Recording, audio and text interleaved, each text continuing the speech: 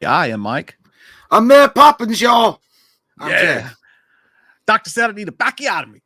Oh, son of a bitch. Good to see you all. Good to see you, chaps. Yes, it's good to be here. It's good to be here with you guys. We haven't done this in 7 months. It's been a long time. Those guys that were doing it before you thought were us, but they weren't. They were imposters. They were at AI. And see, they were just as shitty as the real thing. So AI has not advanced that much yet. Yeah, they said we need somebody to test this AI that no one's going to miss, and jokes can be replicated easily. And they gave us a Subway gift card. Yeah, and we said okay. And that's what sandwich. You know, speaking of the AI, dude, like holy shit! I don't know if you guys have seen that. I think it was like 2 weeks ago. They tested an AI with a Joe Rogan show, the Joe Rogan podcast, and it sounded just fucking like him. Like you couldn't tell the difference. It was AI. It was complete AI. And the guy that he was interviewing was AI too. But there was, if someone hadn't told you that was AI, you would have literally thought that was Joe Rogan interviewing that guy. We're all gonna die, and we can't even fuck it yet. It's fucking scary. I know. At least let us have sex with the AI first before you kill us all. Right. Priorities. If you're gonna replace us with something we can fuck. Oh, and also beyond not just the fucking, but so PS5 Pro, it may be on the horizon. So don't rush out and buy a PS5 because apparently, yeah, it can have sex with you. It's going to be the next big thing. But no, it's the rumors are that it's going to drop in winter of this year or spring of 2024, which is pissing off a lot of fucking people because, as you know, some of you guys that would know, Final Fantasy 16 is releasing in June, and then Spider-Man 2 is releasing in the fall of this year. So a lot of people are saving up money or whatever, blowing dicks or whatever to get that money to get a PS5. And then if they go out and get a PS5, then all of a sudden PS5 Pro comes out. They're going to be like, what the fuck? Because, you know, that's why but it does make sense. I mean, there is no actual like concrete evidence that there is a PS5 in the works, but a lot of rumors have circulated that they're getting ready to send out dev kits for the PS5 Pro. And if any indication of PlayStation, about the third year of their lifespan, they usually do release remember PlayStation 4, they released the PlayStation 4 Pro, more slightly more aerodynamic and smaller and easier to put in your shelf. It was a little bit more powerful. That's what they'll probably wind up doing. Because you guys seen the PS5s are big, giant, fucking robot looking things. That's my excuse for my dick, by the way. I'm like, it's smaller, but it's more aerodynamic, and it makes me able to be more powerful with it. Sure. You can go with it. You can go with it if that makes you feel better. Just rock that. Maybelline. Rock that big dick energy. Just say it. It's a little tiny wiener with aerodynamic If I look. say it, it will come true. I think I can. Nope, still small. Fuck. Yeah, I knew it. It's a bullshit lie. But it's pretty interesting stuff though. That news there. But I don't know if they'll do it or not. But I'm just saying, if you guys are interested in getting a PlayStation 5, I would probably wait at least till 2024, just in case, because you don't want to rush out and get one and you're like, son of a fucking bitch. I don't even have a PlayStation 4, much less that would necessitate a PlayStation 5. Well, you need to work on that. Well, that's no one else's fault but your own. Yeah, it's PlayStation 4. So I thought 5 was already out. I thought that already happened. What? So, there's not a 5 right now? You fuck someone's ass? What? No. Yes. No. There's a PS5 now. PS4 was the last generation. Then there was when I say PS4 Pro, or that's like the Elite. Remember when Xbox 360 came out with like the Xbox 360 Elite and shit like that? It was like a black console with all that stuff, all the extra bells and whistles. Well, I'm not the one with Twitters though. Now, don't you start with me, Twitters. Did you hear what that man said? Yeah. He called Xbox black. It was white once. I thought Bill Gates was black. I've been mistaken. Oh, tits McGee. Jonathan Mann, thanks, buddy. He said, "Hey guys, would y'all ever do a man butt sex movie with the American Pie franchise? Also, I love you guys. Keep up the mediocre work." Just kidding. Don't have to worry about that. Just like in the bedroom and just like on stream, mediocre is our middle name. But the stream lasts a lot longer. Yeah, I wish we could. Well, actually, no girl would want to be in the bed with us for 2 hours or 3 hours. I wouldn't even know what to do with myself. I mean, what am I going to do with all the fucking extra time? We couldn't even tag team her. No, it wouldn't even work. Just get tired. It's like it's after it stings after so long. Man, I need to go get a cigarette and like play a video game now. It's too much time. Hungry. You know what, like 15 seconds. You know what I used to like to do after sex? I used to like to drive around. I was like, I'm going to go for a drive. You listen to No Easy Way Out? Yeah. Because she's like, oh shit, I might have got her pregnant. No easy way out of child support or anything else. Then you got to fucking deal with it. Yeah, I don't know why. Maybe it's my need to. It's my fear of commitment. That's what it is. I run. Dude, I always like to just like, I don't know, fucking smoke a cigarette like by the moonlight. Like you're sitting there in your boxers and like the smoke is pluming up. You're like a fucking character in Sin City, the black and white version. I never understood the cigarette after sex. I don't know. It just tastes good. It's like fucking having breakfast and smoking a cigarette and having coffee. I love having a cigarette after a beer. I love having a cigarette after I eat. And I'll have a cigarette after sex. Don't get me wrong. Yeah. I just never felt special because it's not like the 90s. You can't just smoke it in the bedroom. It's like, all right, I'm done. I'm going to pull up my pants, put on my overalls, go outside into the snow and stand in the fucking corner. You know, no, that doesn't look cool. You got to just nut up and do it like Stallone. You got to just stand. You got to stand, or Van Damme, stand butt naked by the window and just smoke a cigarette. Yeah, that's what you got. Be like Arnold. Be like, my wife can't say anything to me because I smoke a stogie because her dad smokes stogies and he never says anything wrong. I don't have to ask like you. Yeah. And if your girl say, God, don't smoke in the house, like, shh. I've already done everything I can do with you. Just kidding. But as far as an American Pie thing, yeah, I thought we did. I thought we've done a couple of American Pie movies. Oh yeah, we didn't even answer his question. Yeah, just moved right along. Sorry, man. We never have done the American Pie franchise, and I think not in a row. I thought we reviewed one of them, or we did a commentary for one of them. Maybe I think we did one for the first one. I think we did a commentary for the first American Pie for Patreon. I think it's on our Patreon. I think you may be right. And how? Well, so obviously you don't go past 3. Nobody goes past 3. Everybody knows you don't go out. No, don't do that. Don't do it. Which is not true. That's an outdated reference. Everyone goes ass to mouth now. Mm-hmm. God damn, dude! I was telling Mike before this, just for a second.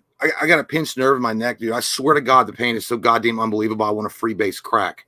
I just want to fucking freebase it, and I don't give a shit if my teeth fall out. I'll probably fucking give the best blowjobs ever to continue my crack addiction because this pain fucking sucks. That's by the way, that's how he injured it. That's what reminded him. I said, and Jay went, oh, I can't do that. Yeah, like, well, no, it was just too many guys in a row. I knew I should have stopped after 5. Yeah. Fucking circus still. You tell one of them you like it rough, and then the next guy walks in, looks like Terry Crews, and just grabs you, just shoves it in. They all lined up like it was half off a casino. I was just doing it. Oh, I like to play the slots. I don't know if you guys know of any home remedies for that shit. I got some like over the counter like ointment for it. I don't know if there's like those exercises they say to do. They're not fucking working. I don't want to go to the chiropractor because I don't want to wind up being like a fucking cripple or something. Because I always get scared of that shit. I know, by the way, that happens. Somebody clip that shit. But I know it happens, rarely, but I always hear those horror stories about people that go in there and then they wind up with like paraplegics and shit. I don't want to even deal with that. Massagers? No, chiropractors. Oh yeah. You got to be careful with that. Yeah, I'm not doing that. Dude, I got some shit over the counter because I too am old and I hurt my back all the time. Got some shit. Katie got it for me. So Tiger's Balm. Fucking.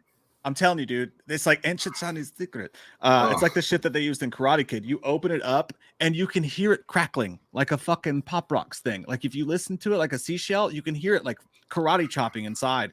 And you put it on your shit and it's like menthol. It's hot. It's fucking hot, and you'll stink. That's the downside is that you smell like shit. But when you rub it on there, dude, it starts to get hot and it starts to karate chop your pain. And it actually helps a little bit, but don't make the mistake I made because I put some on and went to the movies. I had some Butterfingers and some popcorn, and I was sitting there eating popcorn, dude. And all of a sudden, my lips went numb. And I was like, "Oh no, what did I do?" And then I Googled it, and it was like, if you ingest any of this at all, you will die. And I was like, so I had a panic attack, and I spent the rest of the movie just like waiting for my heart to stop. It sounds like Sex Panther. It's illegal in 9 countries, and sometimes it works. No, was it 65%? It works all the time. Yeah, 65% of the time it works every time. Yeah, it's illegal. It's illegal in 9 countries. Tiger's Balm, dude. Get some of that shit. Just don't eat it. Yeah.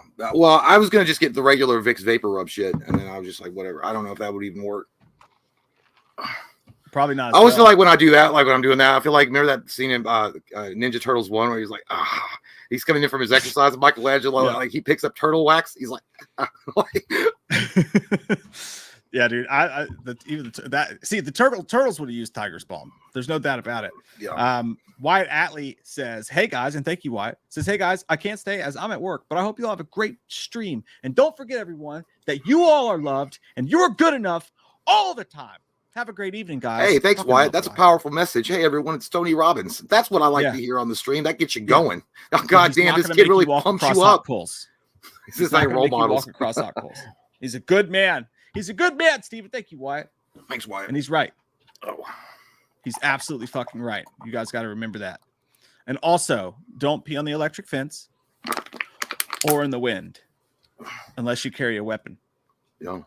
Lori Holt. That name's so fucking familiar, but I don't know your. Probably because your last name. That's it. God damn it. Do y'all ever plan to do any skits with Michael and Loomis? We've never done one, but we've heard of some guys who do them pretty good. Yeah, I don't know if that's even in the cards. It just sounds so cheesy and corny. Yeah, they just smack each other. Yeah, it's dumb. I don't know. I'm not into that kind of stuff. I'm not into that fucking slapstick shit. That reminds me of when we were talking to Christopher. Or no, we were talking to, I think it was like on one of his podcasts. It was like right after he came on our show and I was watching his podcast and he was like, "Yeah, I'm not into like stupid dick jokes and like fart jokes and stuff like that. I don't think that shit's funny at all." And then he comes to like the fucking mecca of stupid dick jokes and fart jokes. It's like, yeah, I don't really like that kind of stuff. I'm not really into religion. You get me? And then you take a fucking trip to Jerusalem and you go into the temple. Yeah, I mean, I'm sure we've got some stuff in the pipeline. I'm sure it'll come up at some point. Yeah, I mean, we'll do them. I mean, you just always got to come up with a good idea and it's got to hit right. And we got some in the old tank, as they like to say. Nobody says that, but we have some good ideas for them. But nobody watches them anymore. Not anymore. And I understand why. I don't understand why anybody watched them to begin with, but I know that no one watches them now. But I will say this: you can always count on them in October. I can promise you that, Greg, Tony, Colette, Lori Holt. Thank you, Lori. And we will. We should do at the end of every single one of those. Michael Myers will be back. The wonderful and amazing Michael and Loomis will be back. Will return in 2020. Well, I can't speak of that yet because we haven't got into the spoiler yet. But we'll get into there. Raymond is tired. Raymond looks like he has cum in his butt. Raymond looks like me trying to go through every single season of Walking Dead and getting burned out by 9. Because you're just like, this whole fucking thing sucks now. That's true. After 9 or after 8, it gets really bad for me. Or in the same spirit, he looks like you waiting for the fucking Marvel post scene to finally come on after 17 billion. Well, it also looks like me and my ex-marriage realizing that she cheated on me and not being surprised at all. Yeah, that's true. But he's wearing protection in the top he's got a little, corner. He's got a little thing on his noggin.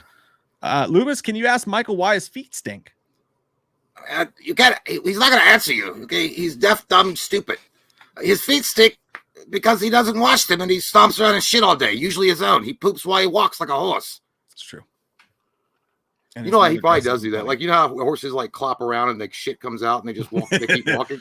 That's how Michael probably just. That's why I was like, have you ever seen him use the bathroom? No, he literally shits while he walks. That's why he was. That shit just falls out. Yeah, it just rolls out of his pant legs. That's why they never film his feet. It's just you see turds coming out now and again. Yeah, that's why he can't sneak up on anybody anymore. Shit smells. Yeah. Michael is here. Oh, shit tits. So Guardians of the Galaxy, that's what we're here to talk about tonight, my friends. That and pizza rolls. Pizza rolls are amazing. Better than Mega Bites. I'm all out of pizza rolls. But yeah, so Guardians of the Galaxy, there will be spoilers. But honestly, I don't feel like there's that much to spoiler. Like, if you go into the movie, all I knew when I went into the movie was that there's I could say this because it's a spoiler stream. Duh. Stupidity leak. Is that like the fucking raccoon gets tortured for like 2.5 hours. And that's all I knew. Like that raccoon is gonna get tortured and you're gonna cry, and that's all I knew. And honestly, there's not much beyond that. I told Mike, he was going, I said, I fucking love this movie. I thought this movie was really good. I really did enjoy myself. And I felt like, I told Mike, I was like, to me, it's just as good as the first one. And it's a lot more emotional. And I was shocked at how like emotional I got watching this film. Because I didn't think I was going to, but the torture scene, yes, the Rocky Raccoon, you get his backstory and it's a tragic backstory, which we all knew it was, but you get to see it in all of its glory, so to speak. And I I don't know, the first 30 minutes, I was like, fucking like, God damn, I'm fucking, like, I was tearing up at some of those parts. And it was CG, and you wouldn't think that would kind of get that reaction, but with the way they interwove the animals and stuff like that, I just watched the interview with James Gunn, and he was like, yeah, at first I thought it was stupid. I was like, oh, it's like Bugs Bunny in the middle of the Infinity War. But the more he thought about it, and the more that he could implement it and have this backstory open up, and everybody related to it, because if you see all these animals and they're being experimented on by the High Evolutionary, which is the main villain in the movie. By the way, he's fucking great. The High Evolutionary in this movie is goddamn solid. That should be the main MCU villain. That guy right there. Not Kang. I like Kang too, but this dude, High Evolutionary, Chuckawanda, I can't say his, I always call him Chuck. Amazing actor. He was also in he's with Peacemaker. But anyway, everybody could relate to this because we all have, most of us have pets, like whether it be a fucking, cat, dog, even a goldfish or whatever. Seeing these like animals being tortured and genetically manipulated and all this stuff, it pulls at your heartstrings, dude. And honestly, this movie was really cool because I never felt safe because they fucked around a lot. At one point I thought Drax was going to die, like 100% dead, because I realized this was the last movie for a lot of them. They're not coming back. And then at the end of the movie, Chris Pratt, I thought he was fucking dead for sure. When he gets caught out, he gets caught out in the space and he's dead. And then he gets rescued by Adam Warlock. By the way, Will Poulter is, I think, great, awesome.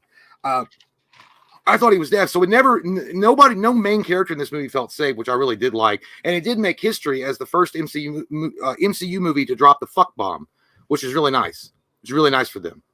That was a good scene. I like that scene because it felt right. When he says that, because genuinely, like if StarLord were a real person, do you think that guy, that devil may care type dude that he is, you know what I mean? Like, and he's not totally Han Solo, but he's sort of, you know what I mean? Like kind of that same attitude. Do you think that guy would walk around like, I'm not going to say fuck, I'm going to say, gee willikers, get away from there. Would you get in the gosh darn car? No, he would actually be like, would you get in the fucking car? Well, I guess it would depend on who he was raised by, but in this particular instance, he was raised by Yondu, and Yondu cussed a lot. So, right, and he smoked Marlboro Reds. Probably, but maybe they didn't have a word for it in Yondu's language for fuck. Maybe that's why he never learned that until it was like later on. He started listening to more music, and then he got into like Master P, and then he's like, "Oh fuck, I see what that means now," and he started using it more. Yeah, but it's funny. James Gunn, they asked him about the fuck word in the movie because it was a big deal. And this, to be honest with you, I actually am kind of now after seeing this movie, I'm actually excited to see what James Gunn's going to do with DC. Because he actually did have a really cool collection of different themes running through there, where there was drama, there was like reunion, and there was an amazing hallway action sequence with the Beastie Boys playing, fucking awesome. He had all these cool things that he interwove together, and the comedy, of course. But it was funny because he was talking about the fuck word, and he said that Kevin Feige was like, he said there was a scene at the end of Endgame where the Russo brothers had a fuck word, like Robert Downey Jr. He said he couldn't remember, but I think he said something like Robert Downey Jr. put the gloves on. He's like, "Go fuck yourself." It was going to be like something like that. And then God damn it, that would have been awesome. Well, they said what happened is they were fine with it. The studio was fine with it, and then the Russo brothers was like, "Well, we don't want that to be our lasting legacy, the fuck thing." So, oh my God, a word. Well, they didn't put it in. So what happened was the Kevin Feige was like, "Well." To James Gunn, he's like, "Do you want that to be your legacy?" He's like, "Do you know who you're fucking talking to?" "Yes, I want that to be my legacy." And I was like, "That is amazing. That's amazing." Why I like James Gunn. Yeah. Hey, have you ever asked yourself that, people? Just real quick, have you ever asked yourself, I don't like curse words, and you curse too much. Have you ever asked yourself why you're not supposed to curse? Do you know why it's bad to curse? Has anyone ever told you? Have you ever questioned it? Because you're going to hell. To me, a sign of someone who's afraid to curse is actually a sign of someone with a lower IQ, because you're doing something that you were told not to do, or you're not doing something you were told not to do just because you were told not to do it, and you don't even know why. Think about it. I've heard two different sides of the coin. I've heard that people that curse often or more than the usual number, like we do, is a sign of low intelligence, which definitely we fit in that category because you can't figure out how to convey your thoughts without using dirty words. But then I've also heard that people that curse a lot or more than usual is actually a sign of intelligence. I don't know. I think so. I'm just going to go with the one that makes us look better. So it's a sign of intelligence. Question everything. That's what I'm saying. And yeah, I agree with that. I mean, now that being said, I went to the movie, dude. Fucking kids everywhere. Yeah. I was smart because I had crack kids everywhere, but yeah. Yeah. But it was a good crowd. Son. It's a good crowd. But dude, I actually went on Twitter and was like, hey, so I'm taking my kids to see Guardians of the Galaxy this weekend. Should I take my 8-year-old now, or my 7-year-old? I keep calling her 8. I don't know. I would have totally. I think that would be 100% appropriate. But I know her, and like she cries during like everything, and like if something happens to something, she gets like deeply offended by it, and like will cry and like make a scene, and we have to chloroform her. And I know that every parent does that. So I see you follow a North Korean handbook, eh? 6 to 7 times a week. We hit her with the shock collar. You know, I'm here to admit. No, I'm just kidding, obviously. But you guys should be a part of the Honey Boo Boo cast. No, but like I was not gonna, and I put it on because I hadn't seen it. Obviously, I put it on, and a bunch of people were like, "No, don't do it, don't do it." And a bunch of people were like, "I'm a 40-year-old man, and I wish I didn't see it." So I was actually expecting a lot more. I'm glad I didn't take her because it would have fucked her up. She cried. Oh yeah, emotionally, yeah, it would. Yeah, but I mean, as far as like just a general movie, I don't think it was that bad. No, overall, yeah, for sure. It's just the raccoon stuff. But that's what I told her. I was like, honey, so like, here's what's gonna happen. Your mom's gonna take you to see Super Mario while me and your sister go see this one. So you still get to go to the movies, but there's an animal that something bad happens to. And by the time I finished that sentence, she was like, what? She's like crying. And I was like, oh shit. So I'm thankful I didn't, because it would have fucking wrecked her life. I'm shocked though. Speaking of that, how many kids were in there? By the way, my theater smelled like pee. It makes no sense because there's no carpet. So it had to be fresh pee because the seats are leather. Everything's leather. So there's no carpet, but I had a stench of pee. So I think that the row in front of us had brought their children, which is fine. It's a Marvel movie. I understand. I'm not going to get mad at them for it. And the kids were very well behaved. But like there was a constant pee smell, like someone who lets their kids get saggy diapers and doesn't change them. And I could smell it the whole time. It smelled like a hobo village. Yeah. Yeah. Like I haven't had anything to drink, so I didn't pee on myself. Not that I do that anyways on Tuesdays through Thursdays, but you have to have standards in this life. But anyways, no, I just thought when watching it, there's the fuck bomb. There's obviously some violence. There's some scary monsters, those big octopus fucking things that with the they look so fakey though. They do. And it's also they look like fat trimmers with teeth. I mean, trimmers had teeth, but I mean they look like just fatter trimmers. That's one of the things I felt like they went too far too. Like I got sick of those things. I got a little bit bored. I was like, okay, And by the way, I enjoyed the movie as well. I thought it was really good. It's the best fucking Marvel movie, no doubt, since No Way Home. 1,000%. It's 100%, and it feels bad because it's the last. I think it's the last one. Before it just goes down fucking south. After this, and it will, because James Gunn was the last bastion. He's the most original. They let it read. That Sam Raimi with you got to give Sam Raimi with Doctor Strange. I give him that. But like, I guess maybe that's why I got so emotional too, because it was the last of the guard. The old guard leaving, you know what I mean? Yeah, like that was it. Like, you know, because you had the death of Tony Stark, Robert Downey Jr.'s Iron Man. You know, it was gone, and then you're like, that's sad. I mean, obviously everything else about it was sad, but I'm saying, but now this is literally the last of the guard that's moving on, and then it's like shit, man. Yeah, and I will say I didn't. It's not. I bet our ratings are actually probably pretty close to each other, and we'll save that for the end of the stream or whatever. But like, I was very. As much as I liked it, just considering where I'm coming in to the MCU and stuff right now and how I feel about it, I enjoyed watching the movie more than I have a Marvel movie in a long time. But I still felt I still felt that fatigue, though. I will say this. I still felt the superhero fatigue. Even watching it, I'm like, there were certain points where it would get to you, it would hit you, and it would be like an emotional thing. Like there was a couple points with StarLord that got to me. Definitely the stuff with Rocket, I understand. I kept waiting for like it to tie in a little bit better than it ever did. Yeah. And at the end, it felt like they had so much to wrap up. It felt like they sped through it a little bit, and none of the real emotional pulls had time to truly land and fuck me up. Like I didn't cry, not once. I almost cried 4 times. You soulless bastard! I cried everything. I cried during the fucking previews, man. But like, soulless bastard. They didn't give it enough time to marinate. Instead, we had to go back to a 20-minute CGI action fight, which I understand. But like at some point, 2.5 hours of it, I'm sort of like, I'd really rather get back to emotional like character stuff, honestly. And then everybody throws tomatoes at me, and that's I mean, some of it was. It took me a minute. Once I actually. Like I just let go. I was like, all right, you know what? I want this movie to be a one thing, and it's not. I let myself get involved in the film, and when it got to the part, like when the fucking whatever the seal in the wheelchair fucking teeths, and Lily and the otter with the. You know what I felt bad. You know what it was, man. For me, is those parts never really got to me. It was the part like it started really knocking my heartstrings a lot was when they die. There's a scene where the High Evolutionary, and again, I feel like the High Evolutionary is so goddamn good in this movie. He's really, really good. It's a good bad guy. And he's a great bad guy, and the actor is amazing. I love that guy. Yeah. When he kills Rocket's friends that they've been experimenting on because they're deemed genetic failures in their eyes. It reminded me of and dude, I will never watch this movie again. Like, this movie fucked me, and I was a kid when I watched it. It fucked me up real bad. It was The Fly 2. I watched The Fly 2 with it wasn't Jeff Goldblum, but it was a sequel to it. I watched that, and that movie, it had a dog come out of a pod, like dude, I can't, because I'll get fucking emotional, dude. Like that like, no, dude, it literally is one of the saddest fucking things I've ever seen in my life. I won't ever watch it, but there was a scene in the movie where the kid had a pet dog. He didn't know where the dog went, and they had been experimenting on the fucking dog and put it in that goddamn fly pod, and it comes out like a fucking dude. It's really bad. But I got a good Patreon pick for everybody to make. I'm not watching it. I won't watch that. I won't.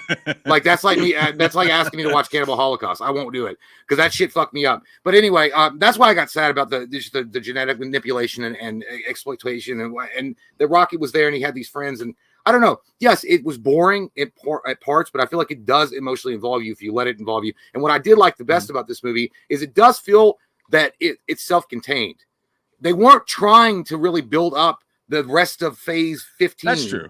It was like it was its own story, which I did appreciate James Gunn doing. Like, I mean, of course they drop things here and there about, the Marvel universe overall, but it's never like, oh, well, you got to have this. You got to make sure you drop this little hint in because that's going to be important in 3 movies down the road. They didn't do that. I think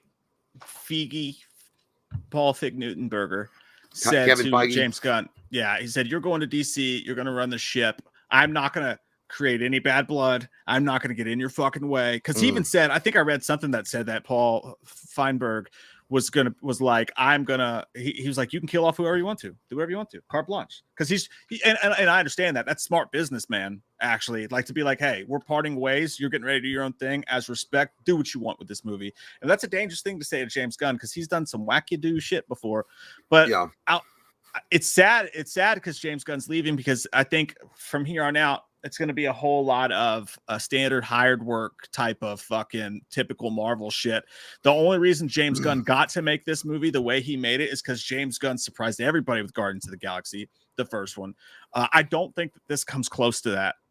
Not the first one. I think, and that maybe that was like why I couldn't fully like enjoy it as much as I was hoping to. As much as and again, I thought it was a great movie, but like I felt constantly like, even though they weren't putting you off into the future, and I totally agree with that. That was one of the best parts of the movie. It felt like they had to harken back to the past so much. So it kind of felt like this was just typical third movie situation where we're really playing on the heartstrings of the first movie, the groundbreaking one, the one that really stood out. So I don't think this comes close to the first one for me, but it blows 2 out of the water. Well, the reason why I say that is because I feel like they did call back to the first one because it was the last one. This is the last one. I get why. And I feel like that's why they did it for this. And this is far better than the second one. I know that there is a lot of love for Volume 2. Kurt Russell's badass. Don't get me wrong, but Volume 2 was pretty weak sauce. It was like, it was a very weak energy ass movie. I never really enjoyed that movie at all. This movie. And it had Kurt Russell. Yeah, and they kind of fucked that up. But it is what it is. But this one had, I don't know, man. It had dynamics in it that I really did appreciate. I feel like it had more dynamic. Not that, obviously the first movie is better than Guardians of the Galaxy Volume 3, 1000%. But this movie brings something I feel like that the first one didn't have as much, which is more of an emotional dynamic. And you do, like, for me, and I know that it's going to sound sacrilege. People are like, goddamn, bird that motherfucker. But I never really gave a shit about Rocket Raccoon. I'll be honest with you. I never gave a fuck. He looked like a cutesy little Build-A-Bear, just like Iron Man said in Endgame. I never really cared. I mean, I know that people liked him. Yeah, he was funny and shit. But this actually gave him a fleshed out, developed character part that you never got to see. And then you're like, it just all clicked in there. And I'm like, I was like, man, I really connect with the character now. I get it. Yeah. And they did it in a way. There's one scene in this particular movie after the High Evolutionary kills all of his fucking farm buddies and they're all dead and he screams. Dude, Bradley Cooper was amazing. the voice acting and the fact that he's not there physically doing that scene, the scream was so emotionally filled and rageful. And when he attacks the High Evolutionary's fucking face and rips it to shreds, that was so, I mean, it was so goddamn well done. And then when you see the reveal, by the way, that was actually a smart idea. I didn't think about that.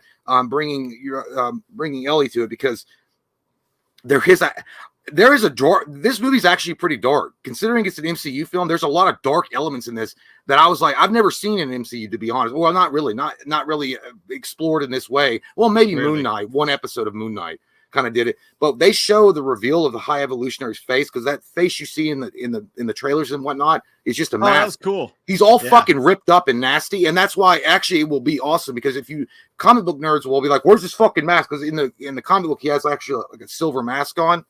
That's where that probably will come in. He'll start wearing a silver mask. But yeah, dude, I was just like, I love the emotional response. I got behind the Rocket, and I actually connected with the character of Rocket Raccoon more than I'd ever done in any installment of any type of movie with Rocket Raccoon in it. It was, he's comic relief, haha.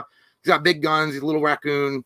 But I mean, other than comic relief, I didn't give a shit. I mean, I know he had but they never really went into it. And then honestly, I think where they missed the boat on this a lot, but they'd already kind of done it with Thor, was there's a scene in the movie where Chris Pratt's a fucking drunkard and he's kind of like an asshole now. Not an asshole, but just kind of like lost.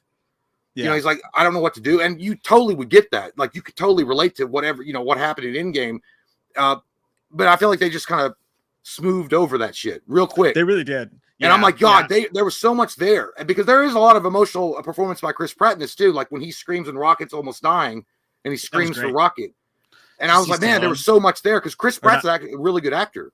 Not Stallone. Did you see Schwarzenegger tweeted a couple days ago? He's like, I just got out of seeing Guardians of the Galaxy 3, and he was like, man, Chris, he was like, what an absolute star, or something like that. He was like, you're such a star. He was like, what a perfect performance, top to bottom. He was like, I'm proud of you, because that's his stepson, because he married Arnold Schwarzenegger's daughter. So, but no, I thought Pratt was great in this. I thought he fucking. Stallone Schwarzenegger, that scream he let out was very fucking Rocky 3, like, back! Yeah, it was so good. Yeah, it was good. Got me good. And then obviously the comedy's there. I mean, the Drax thing is obviously that, there's one scene when he's talking to Stallone, he's like, because I can't wear this. It clashes with my eyes, the color of the jumpsuit or whatever. But I even felt. But here's the thing about Dave Bautista, and I like Dave Bautista a lot. I think Dave Bautista has grown as an actor, and I think he's going to do a lot of cool shit later on in Hollywood. But I could totally tell in this movie he didn't really want to do it anymore. I feel like he was kind of like he was like, man, I'm kind of done with this whole kind of thing. Let me ask you this. I've wanted to ask you this a couple times while we were talking about. Have you had a chance yet to go back and watch the Guardians of the Galaxy Christmas special? I haven't watched it yet. I've heard about it. Everybody says it's good. Dude, it's so good. It's so good. It was. I know that Kevin Bacon's in it. Yeah. Before this, I've watched it 76 times because Ellie loves it. But and there's a lot of tiny little details in this that come from that. A couple characters that were only in that you'll see in this and things like that. But there's a couple threads that go back to that, and that was actually surprisingly great too. Yeah. And it really it sews up a couple of the relationships between Drax and between Mantis. They're like best buddies in this. Yeah. Yeah, they get drunk at a gay bar. There's some the kind of shit that only James Gunn would have the balls and the carte blanche to be able to do, but it's still a Christmas special, so it still works. He manages to walk that wire really well, and they did in this too. I felt but Drax, I think you're right. And he said he was done with it too. He did have some of the best pops as far as he did. No, yeah, I'm not saying he did a shitty job. I just feel like he was right. Whatever. Well, it's such a simple character. Yeah. One time that almost made me cry, by the way, was at the end when they're kind of running through, and it did feel like they were forcing a little bit. And I understand because when they call him stupid.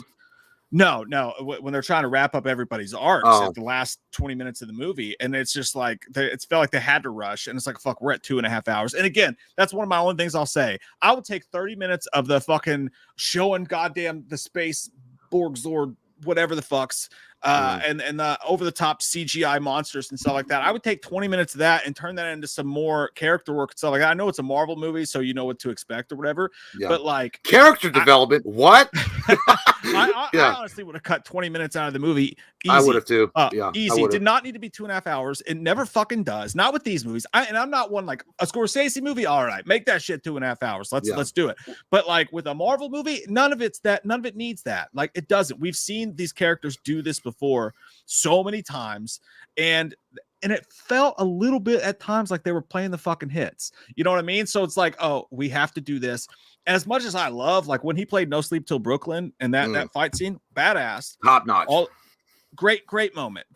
But again, it's never like there's nothing like the first time, you know. So like, I don't know, like if I had my druthers, would I rather them try to do something new and original and cool rather than go back to the dropping the needle and doing that? I don't know. But you know what they did it big, and it felt like a spectacle, and it was great filmmaking by James Gunn. So for what Guardians of the Galaxy 3 was supposed to be, they fucking nailed it. Like, I feel like they relied on old hits because it works, and then they did add some new elements into it. It was like a graduation film. I don't know. I like it did feel like it was like the last day of school. You're not going to see anybody ever again, and we're gone. It really, I mean, it did feel like that in a lot of ways. Vitamin C was playing. Yeah, well, it wasn't like Endgame where there was like death and it was on the air. This really did feel like a bunch of friends, like, hey, we're moving on to bigger and better things. We got to go. Like it did feel like that, and I appreciate it for that. And honest to God, watching this movie made me more appreciative of the cast of Guardians of the Galaxy and the characters, because it's like you don't know what you have till it's gone kind of thing. Because it's always like, oh well, they're gonna do a volume 4, and no, it's not. It's gone. Like you might see Chris Pratt one more time. And then maybe 2 more times, and then that'll be it.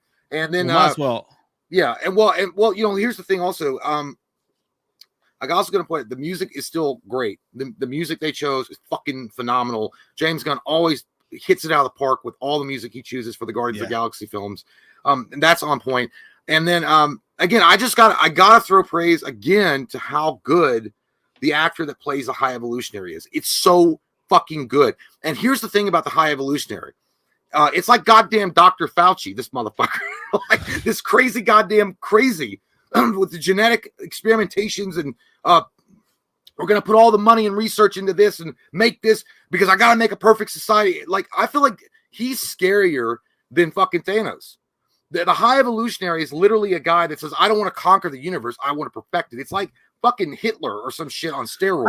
I'd say he's more fucked up than Thanos in the head, but I feel like he's scarier. Personally. Well, I feel like he's scarier because of the fact that he is like, he doesn't want to destroy life. He wants to remake it in his own image, like a god. And I think even in the movie, they say in parts of the galaxy, he is considered God. I mean, and if you comic book nerds know anything, you guys know that the High Evolutionary, there's a comic book series called The High Evolutionary War. That would have been amazing to see the MCU phase 4, 15,000, whatever, build up to that. Bye, Holly. See ya. Peace. I would have said that would have been a really cool, and again, King the Conqueror, he's a great villain, but obviously they got a lot of problems going on with the actor that's playing King the Conqueror. I would actually fucking stop that shit. Goddamn reversed it. Well, he's not that guy, but Ezra wouldn't even got caught, and he would have started a cult somewhere in Oklahoma. That's how good Ezra is.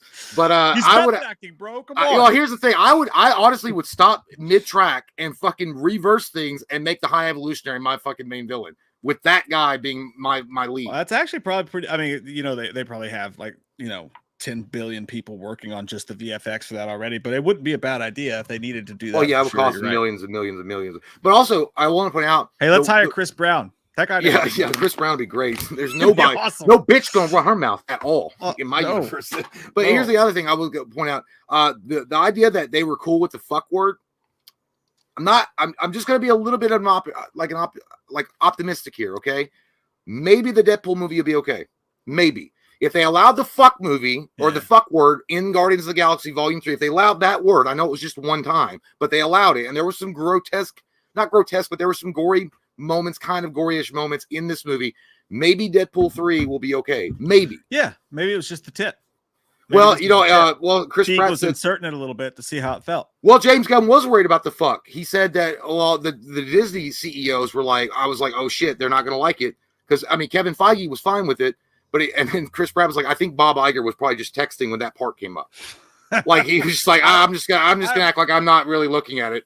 Yeah, I've been giving Marvel shit all this fucking time. Maybe Marvel is the one that's going to introduce the world to like cursing's not that fucking big of a deal. Maybe Kevin Feige is a big cursor, and he's like, you know what, guys, let's say fuck all the time. Let's teach these kids that they're words and they're fun to say, and you can say them too because it doesn't hurt anyone. How about that?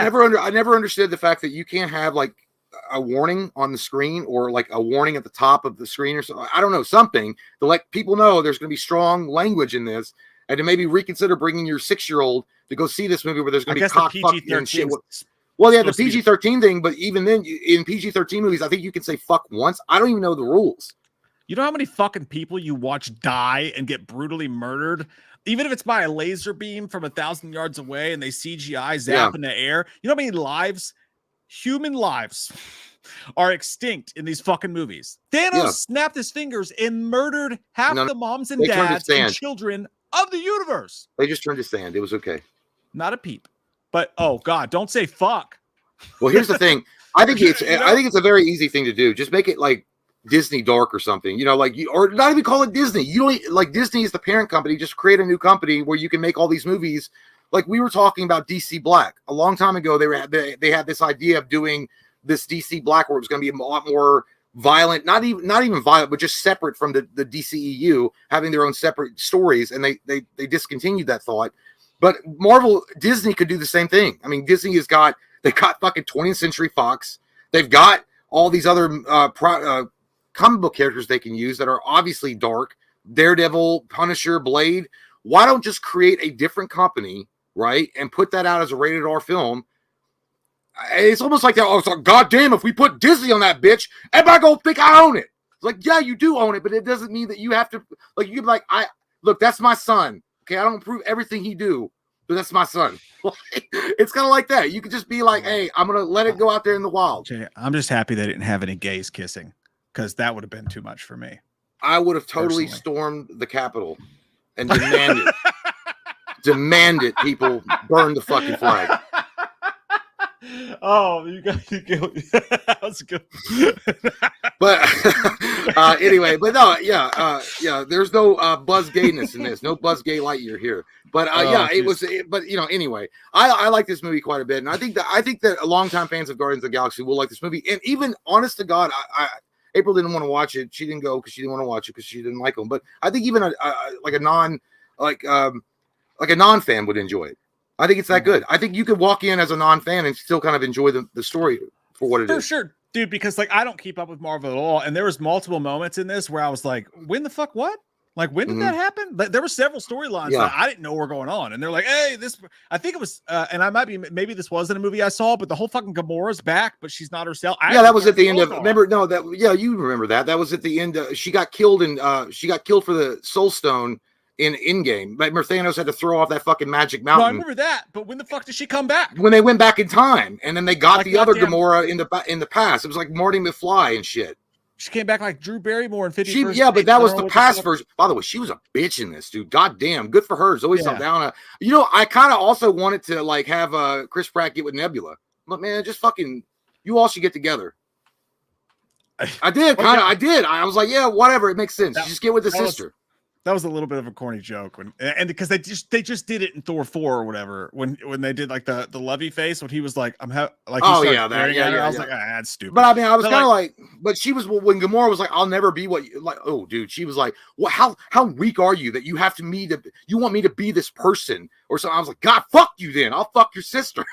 It's like shit. I thought some of the best writing in the movie though came from the one scene where and I didn't expect it. Like I didn't see this side of StarLord's personality, but it's so fucking true. Like when Mantis has Drax go up to him, it's like was a pretty funny bit too. And he's like, you know, you've been jumping around from lily to lily, from woman to woman. Maybe it's time for you to swim on your own a little bit. I was like, that's good fucking writing right there. Like that's actually like very like intuitive and like it adds a whole different layer to him. And it's like, yeah, that motherfucker needs to go live his own life for a little bit, see what's what. And it's true about him. And I like that he went back and like is going to live on Earth for a little bit. But what the fuck was that fucking post-credit sequence? Dude, that's why when I told you, I was like, the first post-credit scene made kind of sense. You got that. And then the second one was dumb. Yeah, the second there's two end credit scenes to this film after the credits roll. The first one is where the new Guardians of the Galaxy are like hanging out on a planet. They're going to be doing battle with some creatures or whatever, and that makes sense because they're introducing the new Guardians led by Rocket Raccoon and Groot. And then the second one is literally just Raccoon. Raccoon. That's what I think. And then the second end scene is literally just Chris Pratt sitting at the table with his grandpa eating goddamn cornflakes, talking about mowing the lawn or some shit. And then it was like StarLord will return. I'm like, what the fuck is this shit? I don't even know what that was. I was like, I just wasted my time going through all your thank yous with your credits. You could in the theater I was in, which was packed, by the way. It was weird because I'm used to seeing movies and there's no one fucking there. This, like, we had to go to like a showing like 3 hours later than we wanted to because they were all full. But like everybody's so excited and happy, and then they waited, and then they waited, so bad. and then they're waiting, and then that fucking cereal scene came up, and when it ended, dude, you felt the fucking life get sucked out of the room. It was bad. Like, it was like Thanos snapped again. Some guy in the back went, "What the fuck?" Yeah, it was like it was a little kid. It was a little kid that yelled that. It wasn't even an adult. I learned fuck from this movie, and now I'm using it all the time. You know what it reminded me of? It reminded me of a more poorly done Avengers. Remember the Avengers in-game credit scene where they're all eating shawarma? But that was kind of like funny, and you got that kind of joke because the idea that they were talking about, Tony Stark was like, "Oh, has anybody ever had shawarma?" And that's them just eating shawarma, and it had nothing to do with anything. This literally felt the same way, but it was poorly executed. It was just dumb. But by the way, I know I briefly mentioned him, but Adam Warlock, I did like him. But here's the thing: Adam Warlock is a big deal in the Marvel comic books, and in this movie, he's a slightly smarter Drax. He's fucking stupid, but he's slightly smarter than Drax. Like an Abercrombie model. Yeah, there's one scene who likes the party where LFO. Adam Warlock falls in love with this little animal cutesy thing, and he tries to raise it, and then he gets mad after he crashes into a ship, and Gamora, she's like, "If one more step, I'll kill it." And he's like, "Ah!" And then after she says that, he's like, "Don't be rash."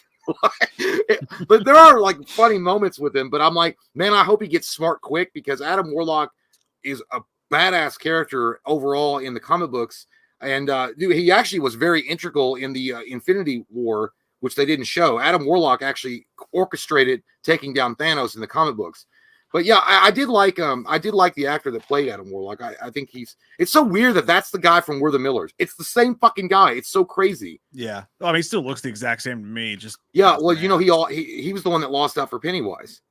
He was he was a final runner. Him and fucking Nicholas Hoult, like those two. I'm like, I don't like your face. Your face is weird to me, and I want to punch a hole through it. Well, yeah, he has a weird it looks like a jigsaw puzzle, but it's like it's like a jigsaw puzzle with one of those filters on like a TikTok. It's like clean. It's just like a really clean. Like, what do I look like as a teen?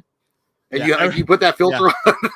Every time they show up on screen, I'm like that dude from Step Brothers. Just like, I don't know what it is about your face, but I just want to punch a hole. Yeah, it's like punch a hole right through it. It's like I've seen him do it. He'll eat your dick. It's like they tried to clone Chris Pine, but there's something wrong. It's just something that you can't pick. It's because I thought at first when I saw there's certain angles when he's flying around, you're like, dude, that's Chris Pine. I can't believe they got Chris Pine. I was like, no, it's not. And then when he's constipated Chris Pine, yeah, but it did. At first I was like, oh, that's cool, man. It's Chris Pine, and it's not.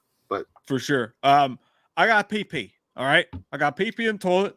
I'm gonna make it fast. I'm gonna make it fast, and as we PP break, we'll answer some super chats together and catch up on that a little bit before we go deeper into our gay Guardians of the what was it?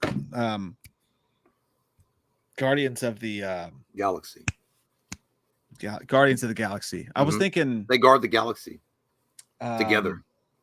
See, it has one. Just a bunch of men.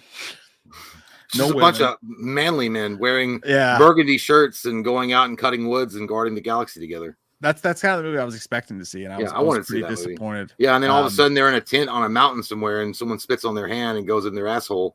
Yeah. Oh, that was Brokeback Mountain. That's totally different. Yeah, I wish. You bet, like what? That's the kind of thing James Gunn probably want to do. It's like you open up a door in a spaceship. You were like, that's the kind of movie that Jay wanted to see, but that wasn't in there. I was like, I like Brokeback Mountain. You imagine how fucked up it would be? Like you just like scar some youth. Like all of a sudden, like a StarLord opens up a door in a spaceship, and it's literally Jake Gyllenhaal. Well, actually, that's in poor taste because one of the I feel like it's a cowboy fucking another cowboy in the butt. Well, that's too on the nose on the ship. That would be funny. You know what? I I feel would like they like that. wasted Gyllenhaal though. Gyllenhaal as Mysterio was totally wasted. Fucking yeah, like you got Jake Gyllenhaal. Do something a little better with that. Yeah, I think so. We're at 8:15, by the way, on Super Chitty Titties. Michael Parton. That's where we're at. If you want to scroll. I'm getting up there. Hold on one good goddamn second there. All right, now I'm here. I'm good to go. I'll be right back. All right. Oh, hi. Michael Parton, thank you so much, my man. He says, yes, Rocket's backstory alone made me feel super depressed and underwhelmed. I should have brought a stuffed toy to hug on.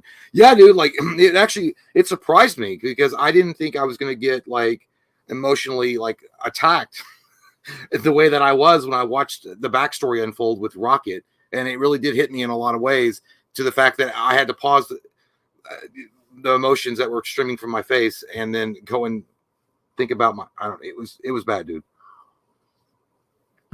But yeah, it was really bad. But it was great, by the way, at the same time. Eduardo Santiago says, hello, everyone. I almost cried 4 times. I cried like 5. So I beat you, Eduardo. Don't come in here with your 4 times nonsense. I beat you. I did 5 times at least.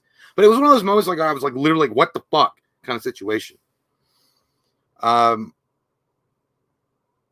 But because here's the thing about the whole animal thing. I kept thinking about my dog Buster. I kept thinking about him and Rocket's little fucking squishy, cutesy face and that experimentation and all this horrible tragedy that was happening to him. I was like, oh my God, if that happened to my fucking dog, Back to the Goddamn Universe Part 2 to get him back.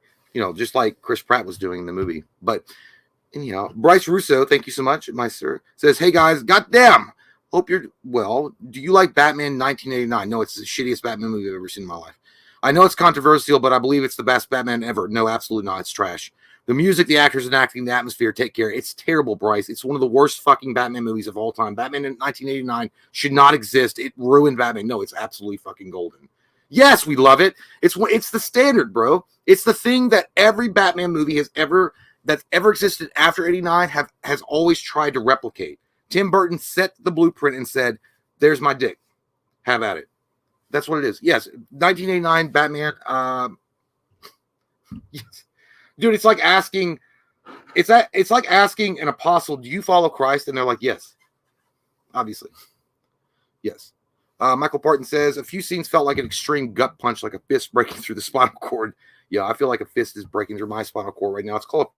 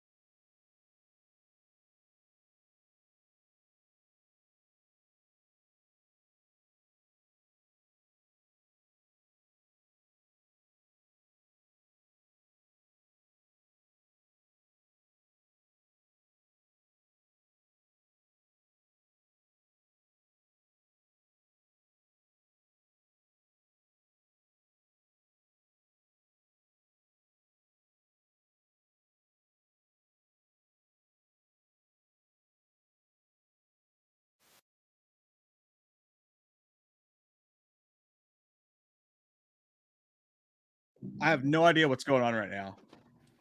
What is going on? I just came back and Jay's gone and I hear a trailer playing in the background. What the fuck happened? Someone explain to me.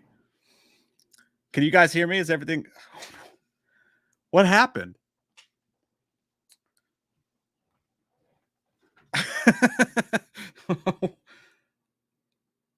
Okay. That's so weird. Okay. Sorry about that. Technical difficulties. I guess Jay's computer must have crashed or something. Hang on. That was so much to come back. I was like, wait, what? I heard a trailer in my ear. Did you guys hear the you probably didn't. I don't know what the fuck was going on. Yes, action. Toasted chalupa. Hang on one second. How long was it? Was it like just now? Was it just now, or has it been minutes? I apologize. Sorry. I had no idea.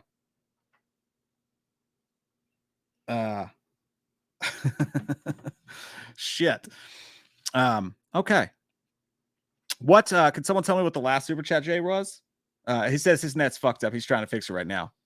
What was the last super chat Jay read? Someone tell me. I'll catch back up to there. We'll answer a couple of these, and Jay will be back in no time, hopefully.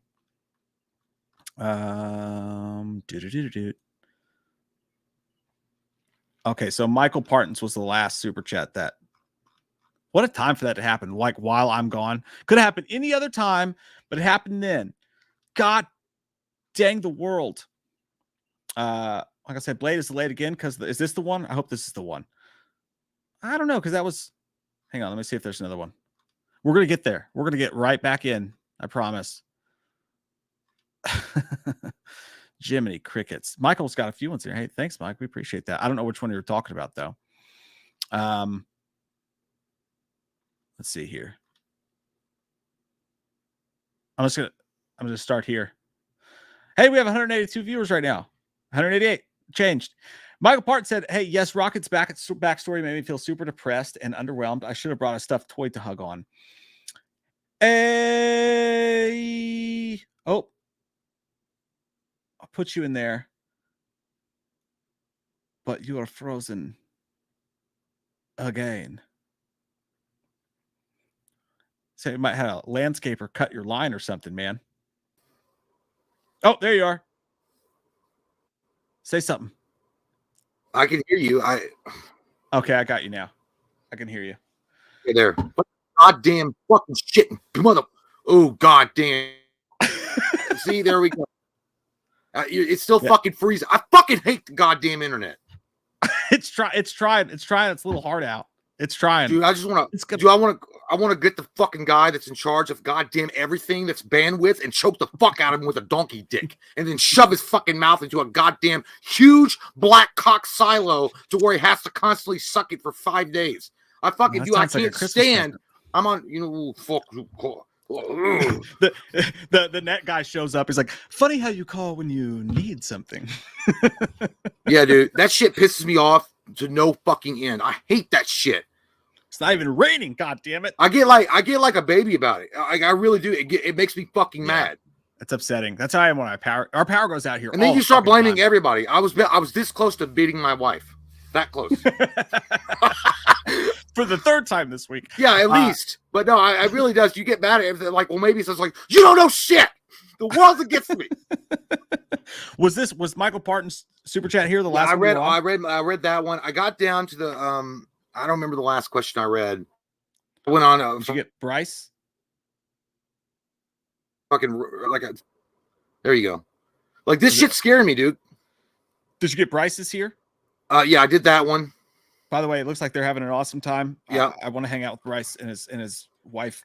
Yeah, okay, that was where I got that one. I was probably in the middle of like talking and then it cut out. So I gotta go pee now and like get this shit.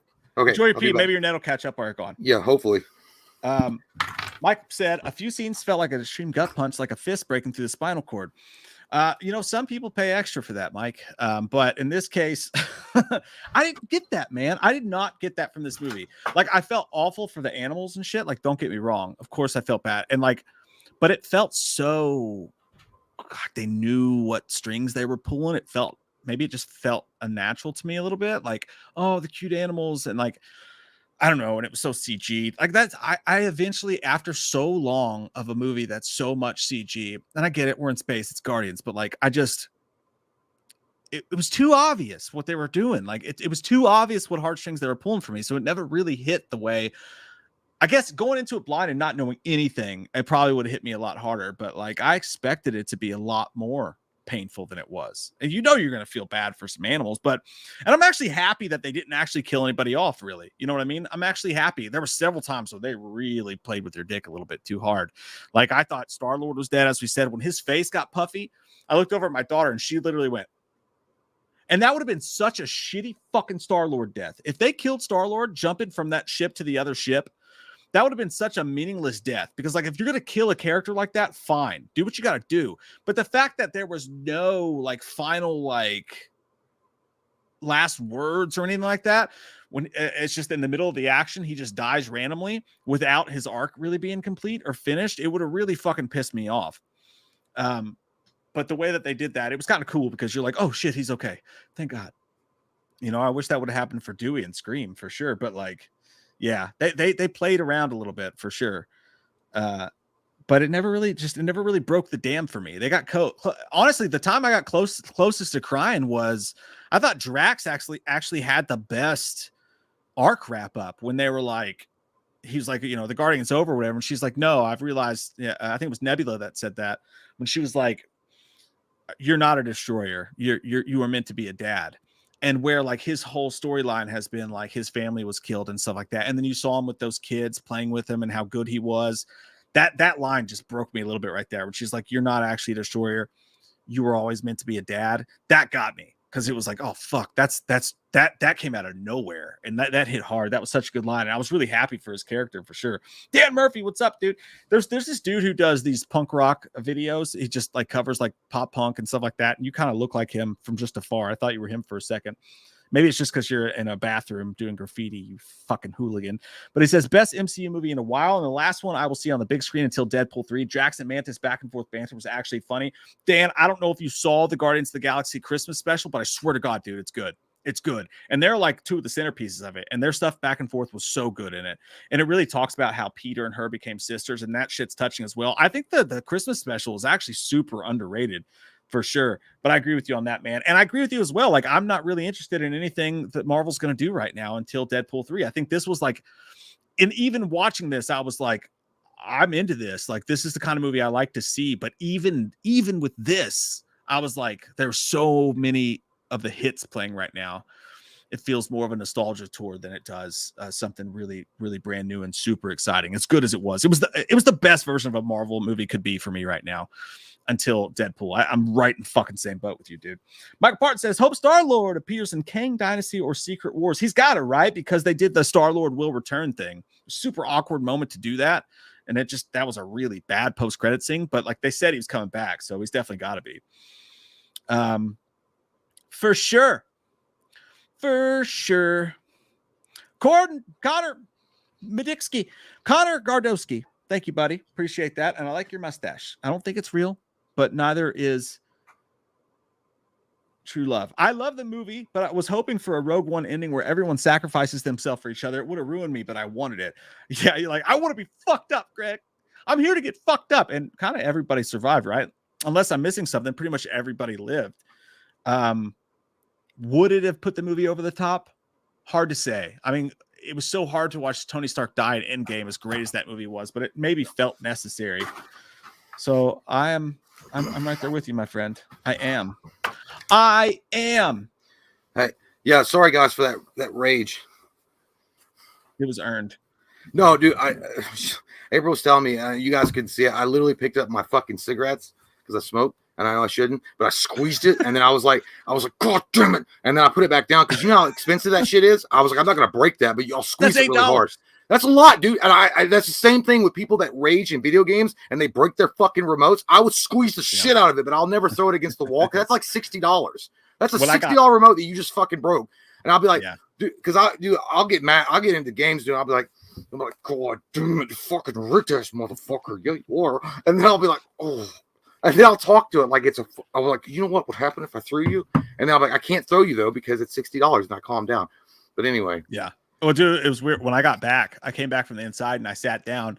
And because I don't know if it's because your audio dropped out, but at that same moment, a trailer that was in one of my other windows I had open started playing. Yeah. So when I got, and it was the trailer for the Meg 2 because I just started to watch it. But I sat down and you were gone, and it was just my big ass face live, and I didn't expect it. Yeah. And then I heard like "Tomo arigato," shit like that in the back, and I was like, "What the fuck is going on right now?" Yeah, dude, I felt like a megalodon. I was pissed as fuck because I ran downstairs to check my wireless and I reset it because it like. And here's the thing: what happened? So when I got back on the computer, I tried to go back on Google, and it was letting me back on Google, no problem. So I was like, okay, the internet's still here. And then I would try to go back onto Yahoo Mail to get the link, and then it was like DNS couldn't be reached or whatever. So I hit reload, and the thing just basically gave me a fuck you. And then I was like, run diagnostic problem, and it said we couldn't find a problem. I was like, what the fuck is going on then? So then I had to go into Google and manually enter Yahoo Mail, sign back in, and then do it. Your internet took a hot dookie. I hate Google. Oh, dude, I wish I had Elon Musk money. I would buy Time Warner and just fire everybody. You know, it's weird. This is a side story here, but I was at Marika's the other night at volleyball, right? And I'm walking around, which is got that playing. I'm walking around, and this country song kept playing over and over and over again. And I wasn't paying attention at all to the lyrics, but I walked up to the bar to get a drink, and I just heard "I sucked a dick last night." They played that, and like. Yeah, it was over and over again. And I looked at the person next to me. I was like, did they? It was like that scene in Old School. It's like, surely they didn't say that, right? But they did. And it was a song about this dude who sucked dicks. I don't know. Are you sure you weren't just hearing this in your own head and you were like thinking maybe? Yeah. I had a couple of beers and I sucked some dick last. I mean, what's the big deal? I'll do it again. Yeah, it is. Yeah, but you know, it first world problems is what I would call it. Like you get that mad about your internet going out. And there's a lot of other people that are like worried about real things, and you're like, goddamn suburban ass fucking neighborhood internet. Yeah, it's true. Yeah, it's so. But you know, I want to talk to you guys. That sucks. That's the worst thing, dude. Is like when you're in the middle of fucking talking, your internet just says, "Nah, you're good." Yeah, I'm done with you. You're canceled. The Trey film edit. God, dude, he looks just like a fucking young Trey from Green Day, which is so weird. It says, "What's up, fellas? I thought Guardians of the Galaxy 3 was a damn good movie with a roller coaster of emotions. I hope they keep the momentum going with the new films." I agree with you, man. Tough order. But I agree with you about the roller coaster of emotions, and I think they handled that really well. But I do. We were talking earlier in the stream. I think this is the last ride of Wyatt Earp and his Immortals. I don't think you're going to get this kind of movie again for a while. I mean, to be honest, I could be wrong. I mean, of course, this is just my opinion, but I just don't see it happening unless they knock it out of the park with something like, the Fantastic Four movie they're doing or the X-Men movie they're doing. I just don't see it because, if you look at something like the X-Men, right, that is prime real estate for some amazing, incredible, emotional roller coaster type of moments with action and emotions colliding in an awesome way. A kaleidoscope of greatness, but will they be able to pull it off? I don't know. So I pulled this up while we were talking because I don't know what Marvel's got up their sleeve. So I'm looking at there's Guardians of the Galaxy Volume 3, right? Yeah. The Marvels don't. I don't give a shit at personally, all. Zero interest. Captain America: New World Order. I do love Anthony Mackie. So I don't. How but the trailer looks. Really. I just don't. Yeah, I don't know anything. Yeah, I have no idea what that even means. But that one's a mystery for me. Thunderbolts. That's the Thunderbolts. Okay, so if they're going to go by the comic book itself, if they're going to do the actual Thunderbolt story, it can make an interest. So what the basic idea of what the Thunderbolts are is they're former villains that are now trying to redeem themselves and be heroes. But the reality is they're still villains. So they're trying to gain the trust of the public, but still do nefarious things under the guise of being like the Avengers. Right. And so it says it's Bucky Barnes, it's Yelena Belova, which is Florence Pugh's okay. character. They're not even doing, yeah. Wyatt Russell's U.S. agent. Well, okay, Taskmaster, yeah. David Harbour. Yeah. So they're kind of, so again, these are former villains in the comic books anyway. They're former villains that are led by Baron Zemo, actually. That's his name is Citizen 5 in the comic books. They're So they they're acting like redeemed criminals that are trying to like pick up the slack of the Avengers not being there. But in reality, some kind of Suicide Squad. Goddamn Will Smith, go smack Chris Rock some more. But no, they're not Suicide Squad, but that's what they are, and then they're using this as a smokescreen to continue being evil. But there's a few heroes inside of the league that want to be good. It's a great story if they handle it right. Thunderbolts could be a great fucking story, because actually later on in the Thunderbolts comic book series, Hawkeye takes over leadership. He becomes a leader. That would be cool, especially for Jeremy Renner. So that's got a chance. But again, like with these, it's like, what are you going to do though? Like, I think when Marvel got really high on their fucking supply and they started fucking up thinking they could make the Eternals happen and like all this extra shit happen, was with Guardians. I think Guardians came out and everybody went, what the fuck is a Guardian of the Galaxy?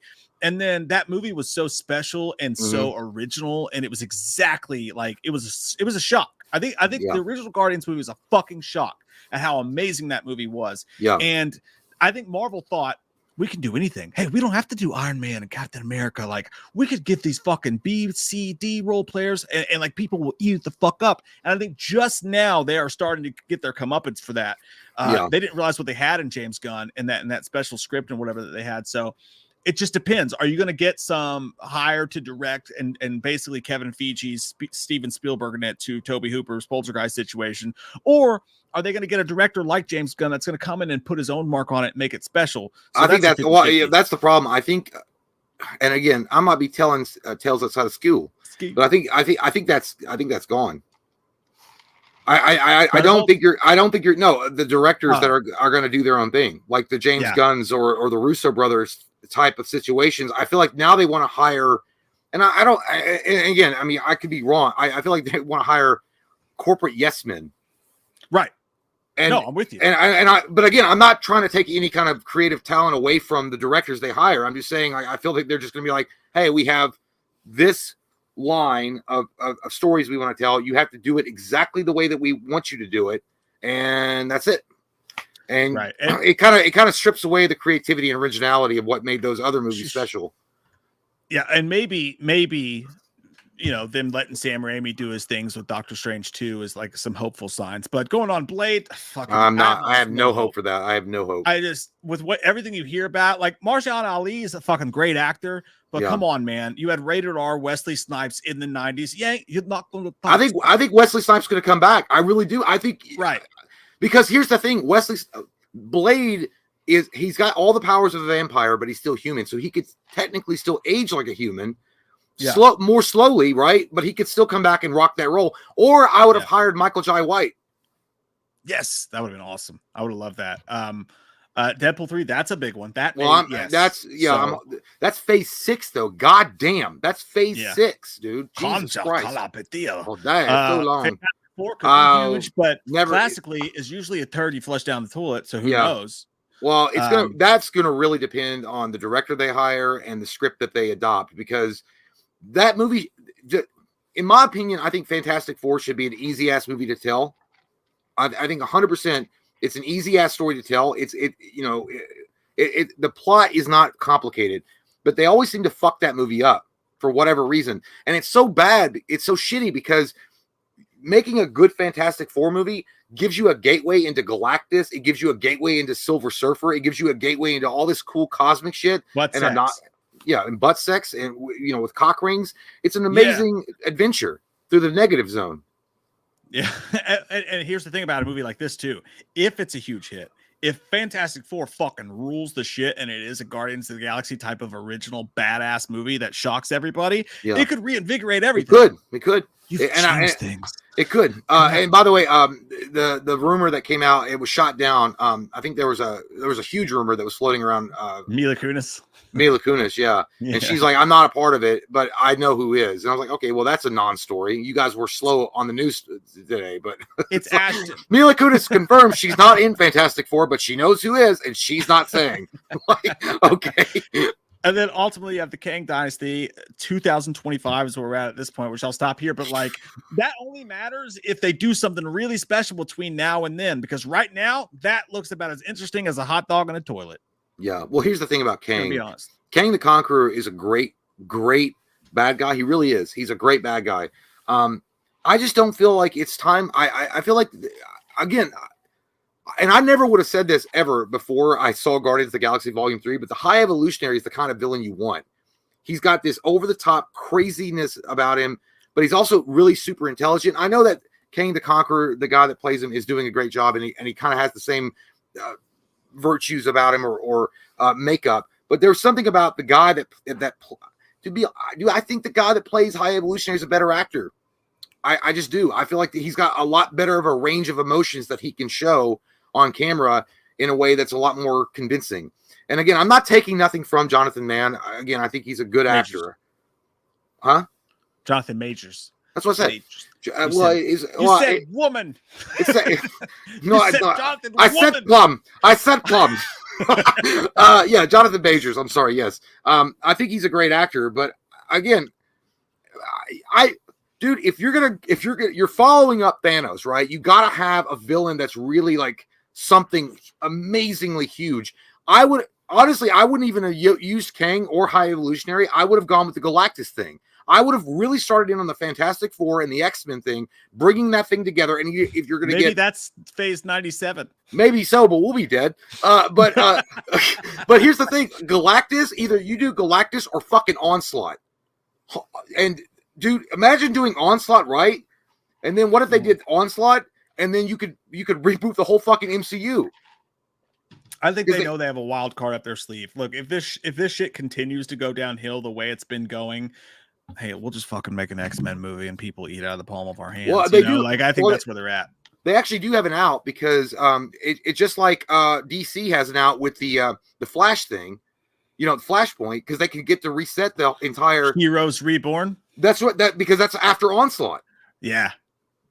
That's They can always switch it up too. Yeah, they can Heroes Reborn the shit, especially after Fantastic Four is introduced, for sure. Yeah. Michael Parton said Blade is delayed again because of the writer's strike, and I'm starting to think it's not going to happen. Kevin Feige could just scrap it and make it R-rated. I agree. He won't. I agree, but I totally agree too, man. And yeah, and the writer's strike is gonna fuck. I mean, it could fuck anything. Like, I think this is no one's talking about it because there's nothing to talk about because we don't know what it means. We don't know how long it'll last. We don't know what it affects. But for all of us sitting around waiting for a fucking Halloween announcement, waiting for a fucking Scream 7 announcement, they aren't announcing shit. Yeah, because everything's been delayed. Right. So like, why the movies you might the movies you might be going to see over the next year might not be affected. So you'll be walking through your life thinking everything's fine. But come 2024, man, if it goes bad, we could be right back in the situation we were with during COVID, where it's like there's nothing coming out. Like, I'm scared. I'm a little bit worried in my tchotchkes. All we have to say is at least thank God for Pete Davidson going around for a photo op, giving out water to the protesters or the people on strike. Because if not for him, we wouldn't know anything going on. Because Pete Davidson is a national treasure. Make me fucking gag with a spoon in my throat. What a disgusting display of asshole. I think No, literally, I'm just going to say Pete Davidson literally walked around giving out water to the writer's strike. Like, it was like Pete Davidson was spotted giving out water to fucking the guys on strike. It's like, yeah, because that bitch wanted fucking TV time. I don't like Pete Davidson. I never have liked Pete Davidson. I don't get Pete Davidson. I don't get the appeal of Pete Davidson at all. But good for him, man. He got to slam some Kardashian pussy, good for him. But at the end of the day, that guy is literally like, he's like a fucking hemorrhoid that just keeps popping up. You're like, I thought I got rid of it, but I pushed too hard in the bathroom and it popped up again. It's crazy because he had a whole movie about his life that came out, and I watched it, and it wasn't that bad. King of Staten Island. Yeah. And then the neighbors were over the other day. We were watching the Derby or whatever. By the way, I lost like $60. That sucked. But he's like, I've been watching some show. I was like, what's it called? He's like, Bootigan or whatever the fuck it's called, but Booticus, Buttkiss or something like that. Yeah. And it's like, it's about Pete Davidson's life. I'm like, this motherfucker had a movie about his life, and now he has a TV show about his life too. Like, I get it's a little interesting, but it's not that fucking interesting. Well, listen, right? I feel like a Brett Favre biopic, right? And that guy's had an interesting life. Like, and I feel for his dad. Like, his dad, I think it was a firefighter at 9/11. Of course, which is terrible. Thank God for his dad, and his dad's a hero. But who the fuck cares about goddamn Pete Davidson? I don't give a shit about him.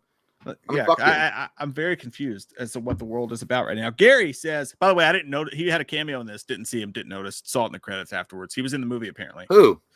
Pete Davidson was in. Oh, that's why I get that. Oh, I felt it. Yeah, yeah. Definitely. He was that's in why our it was lower. wives last night too. We didn't know. Oh, he's such a sloppy bitch. Slippery. Gary says, Mike, how well did you do with the race swap villain as a Klansman? It must have been hard for you.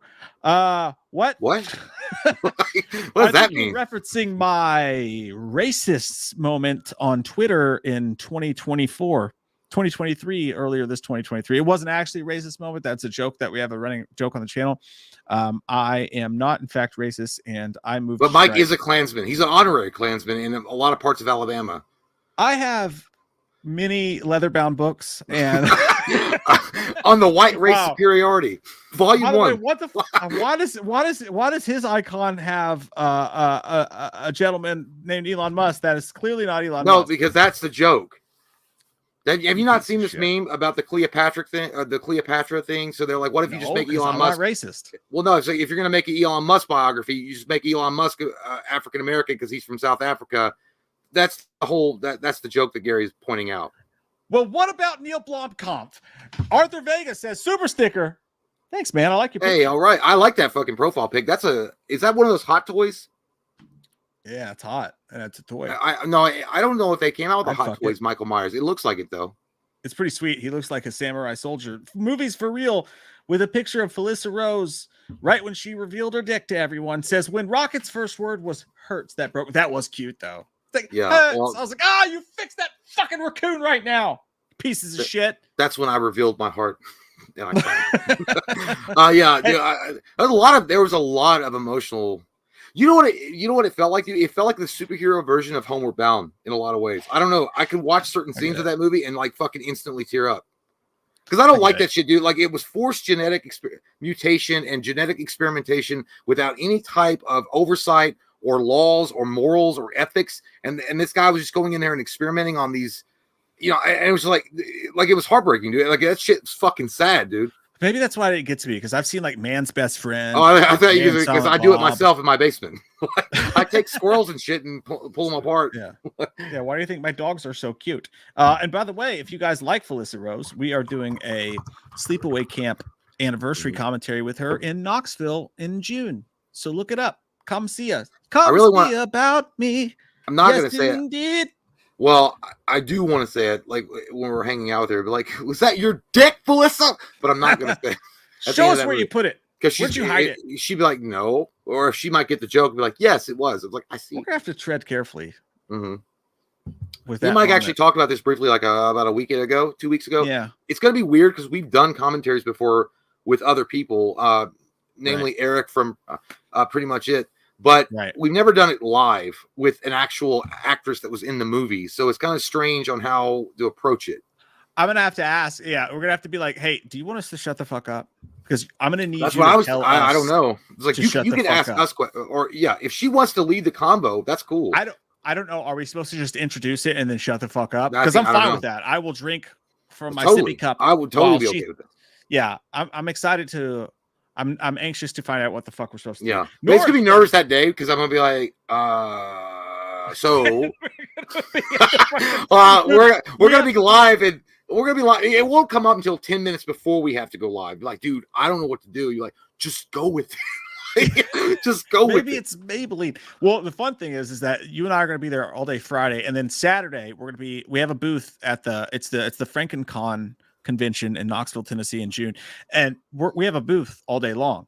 Yeah. So we have a booth all day long, and the commentary is we're gonna get toasted. Like, yeah, that's what I'm saying. Like we're gonna have to watch ourselves because we don't want to be like, hey, but listen, from Wisconsin.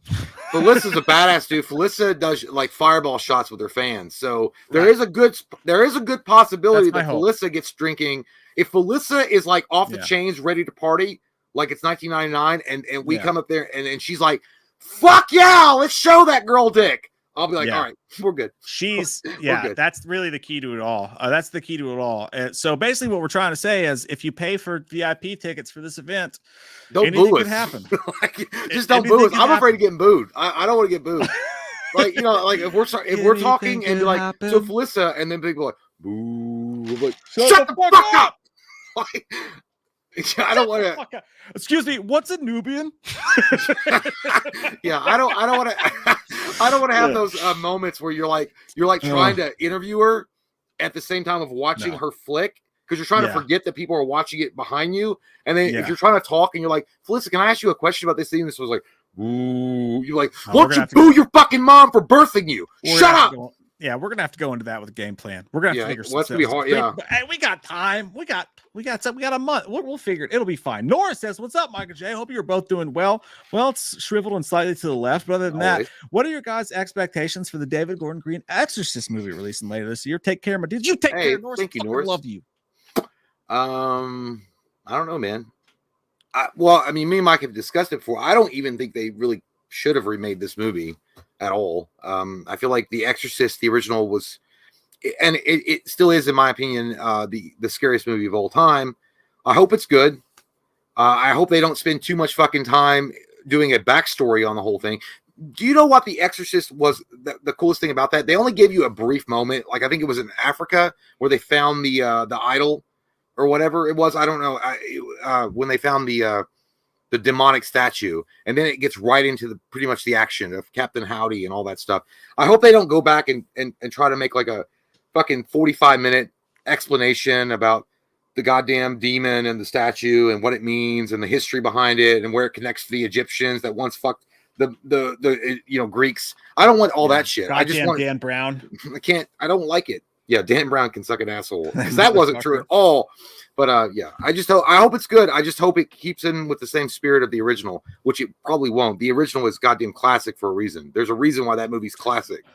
Well, yeah, it's hard to say how I feel today. Years gone by, but I'll say this, man. No one's ever done The Exorcist true justice. The Exorcist 3 ruled. The TV show is apparently good, but no one's ever touched the cusp, the cockle, the tangle, the taint of what the original Exorcist meant. And Blumhouse put $400 million what? doing this.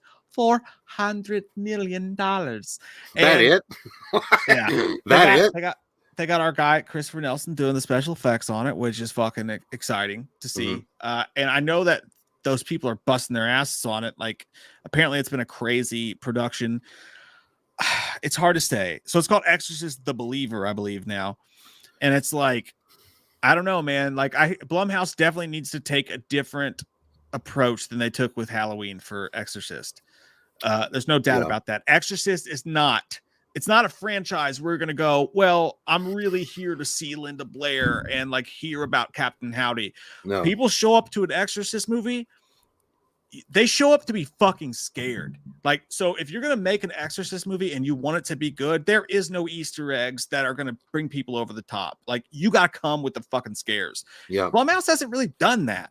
So I am sketchy about that. But again, can't wait to see what Chris does. Well, it's not even scares, just a good story. Like, bring your own original story to it. Don't just copy and paste what the original one. I mean, obviously you need to have the elements there, but yeah, I mean, dude, I would be fucking scared, dude. That'd be like, for me, if someone were asking you to remake Godfather. Like, I feel like it's the same thing. Right. No, it is. It's like the horror Godfather for sure. That's a great point. Like, and that's what I'm saying. Like, I'm sure like they have the right reasons for it. I just wonder, like, what's the last Blumhouse movie you saw that you said it wasn't good or well produced or well oiled or exciting or entertaining? But what's the last Blumhouse movie you saw that you went, that pushed the fucking needle and really scared me and took some risks? Exorcist was all about risks and all about being fucked up and depraved. The scene in Halloween Kills where evil dies tonight, that terrified me. Of the cringe. The cringe that happened on my spine was terrible. It's nerve-wracking, man. It's not. Yeah, I hope they do great, man. I'm rooting for them. Rooting Tootin' Texas Tootin' says it was good. So goddamn good. I'm gonna quit drinking, go to church. Now we all both know that ain't true. No. Rootin' Tootin', you just telling tales outside of school, just like I thought you would. You goddamn heathen from the Texas Tootin' area. Shut your goddamn mouth. You ain't going to no church because there ain't no church near you. Shut up. Go drink your goddamn Jägermeister. Goddamn, Texas. Like Tootin', Texas Tootin'. Robin Baker said, you guys excited for the Batman Part 2? Any expectations, hopes for the movie? Yeah, man. I love Robert Pattinson. Well, yeah, I'm excited. I'm actually looking forward to the Penguin Netflix special. Is it Netflix? I think so. No, HBO Max. HBO Max. Yeah, HBO Max. It's going to be interesting. I hope they don't use the Penguin for the sequel's main villain, even though Colin Farrell is a goddamn masterpiece in the film. It just kind of Batman Returns had Penguin as the main villain. I don't want to have it where it's always copying the main villain of another movie. I want to see like Mr. Freeze. I want to see some other different villains, and I definitely don't want to see Joker in Batman Part 2. But I'm excited for it. Yeah, especially if they bring back the type of tone they had going from the first movie. So yeah, I'm excited. I'm excited too. I'm not nearly the fucking Batman fan that Jay was for Robert Pattinson's Batman, but I think I'm excited to see what they do with it for sure, because I still love the movie. I'm still excited to see it for sure. And I like your icon, man. I love Jay and Silent Bob so much. Dude, I hate to do this because like last time I did this, your internet went out, but my wiener hurts really bad right now and I have to pee again. You got to pee again? I got to pee. I don't know what's going on. Maybe I have hematosis. Hematosis? I made that up. I don't know what is it means. No, is that where you bleed a lot? I'm sorry if it maybe you're bleeding out your dick. My dick hurts. I got the hematosis. All right, yeah, that's cool. So where are you at? Barb is next at 9:09 p.m. Oh, she got that Stu Live shirt, by the way. That's in the dropper down below, Ski. She's at 9:09 p.m. I'll read it if you want to just catch up. I got it. Yeah, I'm here. Okay. Movie ranking app. I'll tell you right now, Barb, the only one I know of is Letterboxd, and I'm terrible about keeping up with it, but it's really fun to rank your little movies. It's like when you collected cards when you were a kid and you would like put them in their special little spots. It felt nice. I don't know what that is. I've never Letterboxd? No, I don't. I literally don't know what that is. It's fun. You should Google it later. I'll be right back. All right. Love you, Barb. Thank you. 666. You shouldn't be commenting on it here. You should be in ruling hell. What are you doing here? Thank you so much, though. God damn, it's nice to see you. I thought you were busy ruling hell and being evil. But sup, dudes? Who wins in a drink off Mike or Jay? Well, that would be Mike. I mean, are you talking about soda? I will win. If you're talking about beer or alcoholic beverages, 666. I can't do it. You should join the Patreon, man. You can see that shit for yourself. I can't win. I can't win. I had to be a ref now. Those that can't drink become referees as it goes. So it would be Mike. Michael Parton, thank you so much, man. He says, Feige must unlock his chastity belt and get it up. Get it up! You want that. I'll let Mike know. Yeah. He needs to do that. He needs to let his dick fly free. I get you. Gary comes back in. Kang's real name is Nathaniel Richards. He is a descendant of Mr. Fantastic. So where is Fantastic Four? You are absolutely correct, and I love your nerdism, and I respect you for it, and I want to build a statue of you in Peru. You are so right. It's Nathaniel Richards, and I know you guys are like, who the fuck is that? Dude, Nathaniel Richards is also Cable. You guys know Cable? Nathaniel Richards, the son of Cyclops in Phoenix. Awesome ass character. No, it's not. I'm kidding. That's Nathaniel Summers. Nathaniel Richards is actually the grandson. But anyway, yes, dude, you're right. It's a total tie-in to Fantastic Four. They don't bring it up. I don't know what's going on there. I feel like the first thing I would have done, acquiring the properties of Fantastic Four and X-Men, would have been to make the movie. But I guess that's why they make the big bucks, and we're just stupid assholes that go see their movies. Jonathan Gerardo, I don't know. I might be saying your last name wrong. I'm sorry, sir. Says, sup, bless? Binged all your Friday night fights recently, and you should pit the final girls of the 70s, 90s versus the 2000s to present. Thanks for doing it live tonight. Well, you're welcome, Jonathan, and that's a great suggestion. That's a lot of shit, though, huh? So you want us to pit the final girls of the 70s to the 90s? You got to pick those. Versus the 2000s. There's a lot of bitches there, too. To the present. You know what's going to happen? Who's going to come out on top, right? Everybody. Like, if we made a poll, it would be Jamie Lee Curtis. 100%.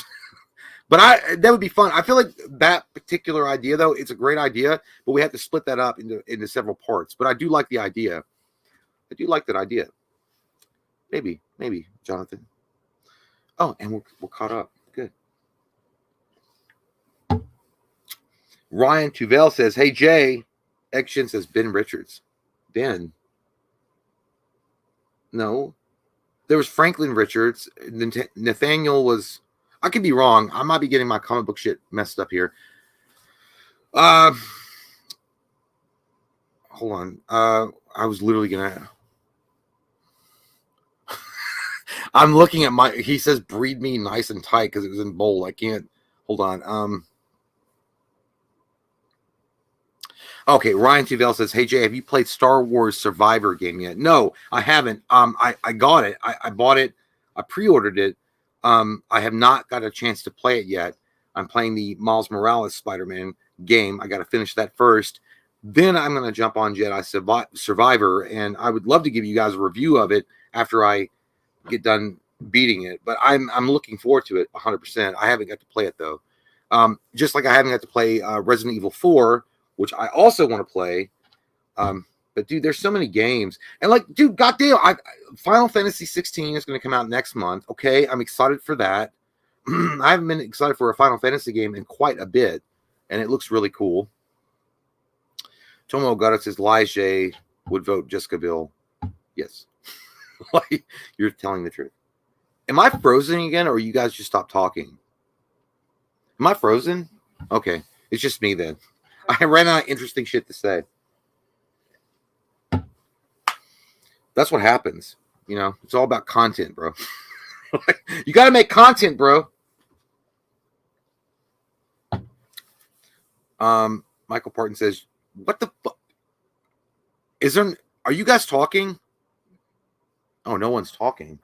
Oh, shit, it's got quiet in here. All right, that's okay. It's okay.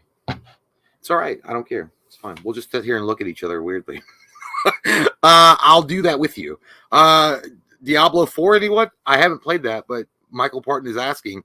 Tomo got Jay. Apparently, there's brothels in Final Fantasy 16, so we know where you're going. I wasn't going there unless it's part of a quest. Action says, Jay, would you do a video game stream? It's funny you should mention that. There is a possibility, possibly, yes, it might happen. Mike and I have been talking about that. I don't know, and again, I'm not sure how many of you would be interested in hearing my thoughts on a game or a video game news or whatever, but it might happen. It might happen. As far as a stream of playing the video game, if there's support for it, I'll do it. I mean, I don't give a shit. I'll embarrass myself because I'm not great at video games, but I love like raging because I do a lot and I do like playing them. So Dan says he lost in My Baby Blues. They're context, Dan. I'm kidding. On Go Art Collector says, don't worry, I'm here, Jay. Thank you. I was wondering. It's like, if he's not here, I can't do it. Dude, the worst thing happened. The stream fucking stopped talking. So it's like, I thought I froze again, but nobody was they just weren't talking. And so what I thought happened is like, you know how like when everything gets quiet and you fart and then everyone's waiting on you to say you did it. Mm-hmm. And then you're like, I don't know who did it. It was me. Yeah, it just stopped. And I'm like, oh shit. What was the last super chat you read? I got them all. They're all gone. Oh, okay. All right, I gotta go pee though. Okay. Enjoy a pipita. Sorry about all the pee-peeing tonight, guys. Sometimes our dicks just don't listen. I think all men have had that problem, right? Sometimes you're just having a great time and you're like, why won't you do what I want? Why won't you stop coming all the time? Or start coming? Whatever I want you to do, it's like you do the opposite. They say that the brain has its own wiener. The wiener has its own brain. And I believe it. Because sometimes it just doesn't listen, you know? Ooh, it got cold in here. What happened? Fucking Kentucky. Kentucky's a piece of shit when it comes to that. You know what's funny, you guys? Is diarrhea. I had diarrhea today. And I had a salad for lunch. And I swear to God, I pooped. And I looked in the toilet. And it was salad. It didn't do anything in my body. It just came out the way it went in. And I didn't get any of those goddamn nutrients. Not a one. And I need them. I need the salad nutrients.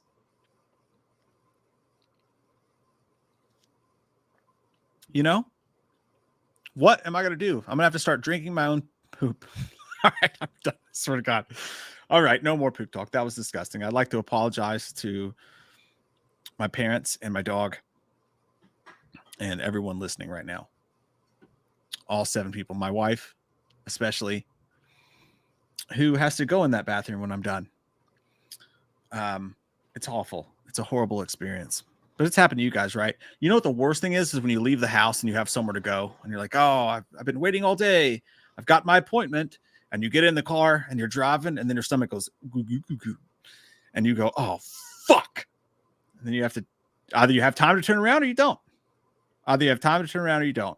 And it's a decision we all have to make in life. Stop at a gas station.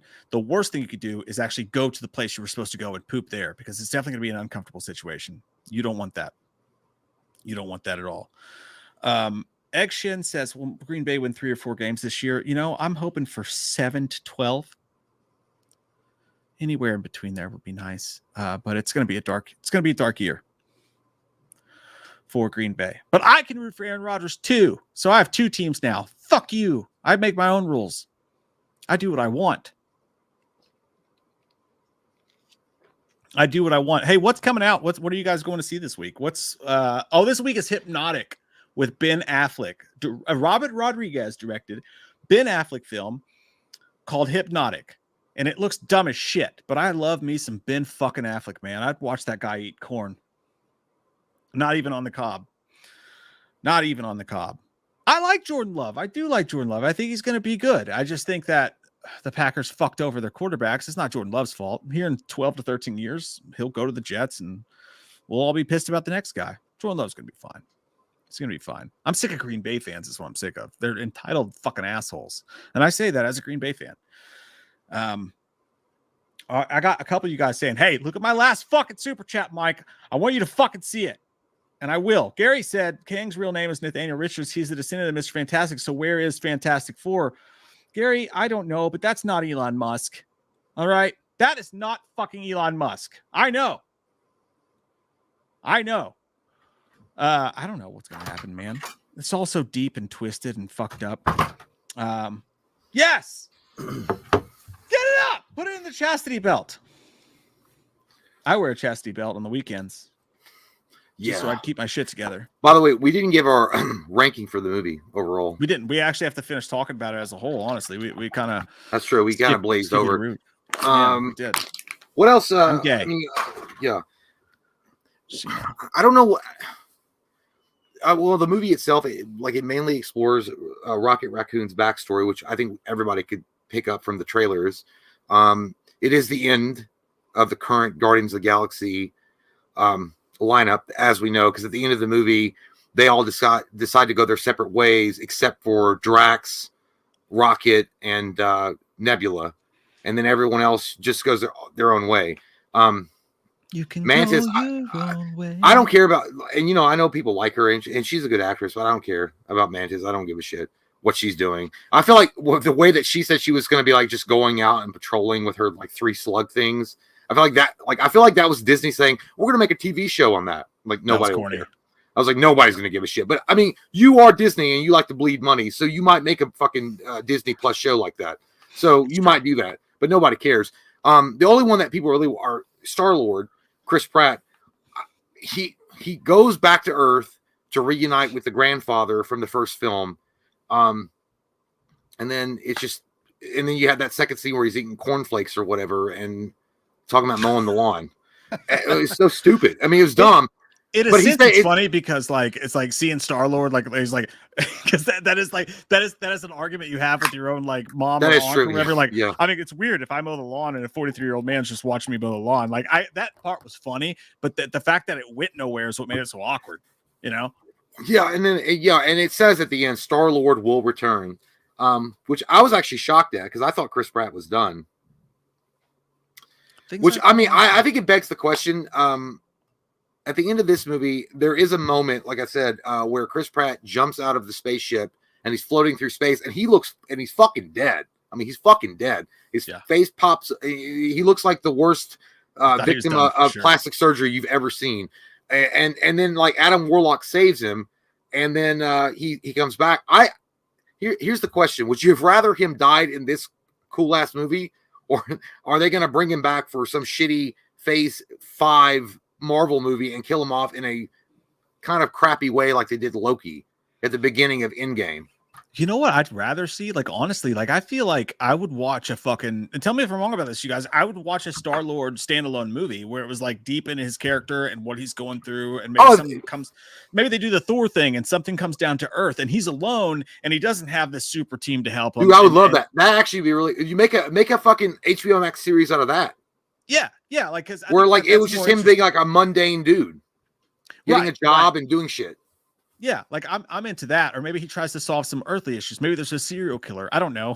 Imagine, I mean, if you're StarLord and you're living in fucking Texas or whatever, and like a serial killer's on the loose, like, are you not going to help? I mean, you're a fucking superhero. Get in there and find that goddamn dog. What if he like, he's like, I got to get a job. I can't just keep mooching off of you, like to his granddad or whatever. And he's like, I'm going to get a job at like Domino's. And like he gets a job at Domino's, and he's like kind of like, you know, he's delivering pizza. That. Yeah, he's delivering pizza, but he's like kind of like lost. And he's like, dude, I saved the galaxy, and nobody knows who the fuck I am. Dude, I think that's cool as shit. Yeah, dude, I would be like, hey, because what it does is it brings back the Chris Pratt from the Parks and Rec, kind of in a way. Yeah, and he's kind of a goofy asshole, and he's like, dude, I literally traveled the universe and I saved the world and the universe with the Avengers, and nobody knows who the fuck I am, and I'm delivering pizza to assholes that give me like shitty tips. Right. And then he has to get pulled into like, maybe he gets pulled back into something. Dude, I feel like that would be amazing.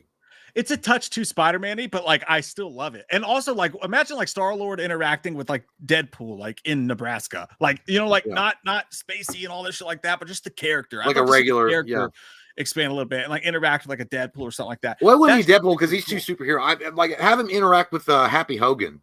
Like he delivers a pizza to Happy Hogan, like John Favreau, and he's like, "Hey, you know," he goes, "Hey, you know who I am?"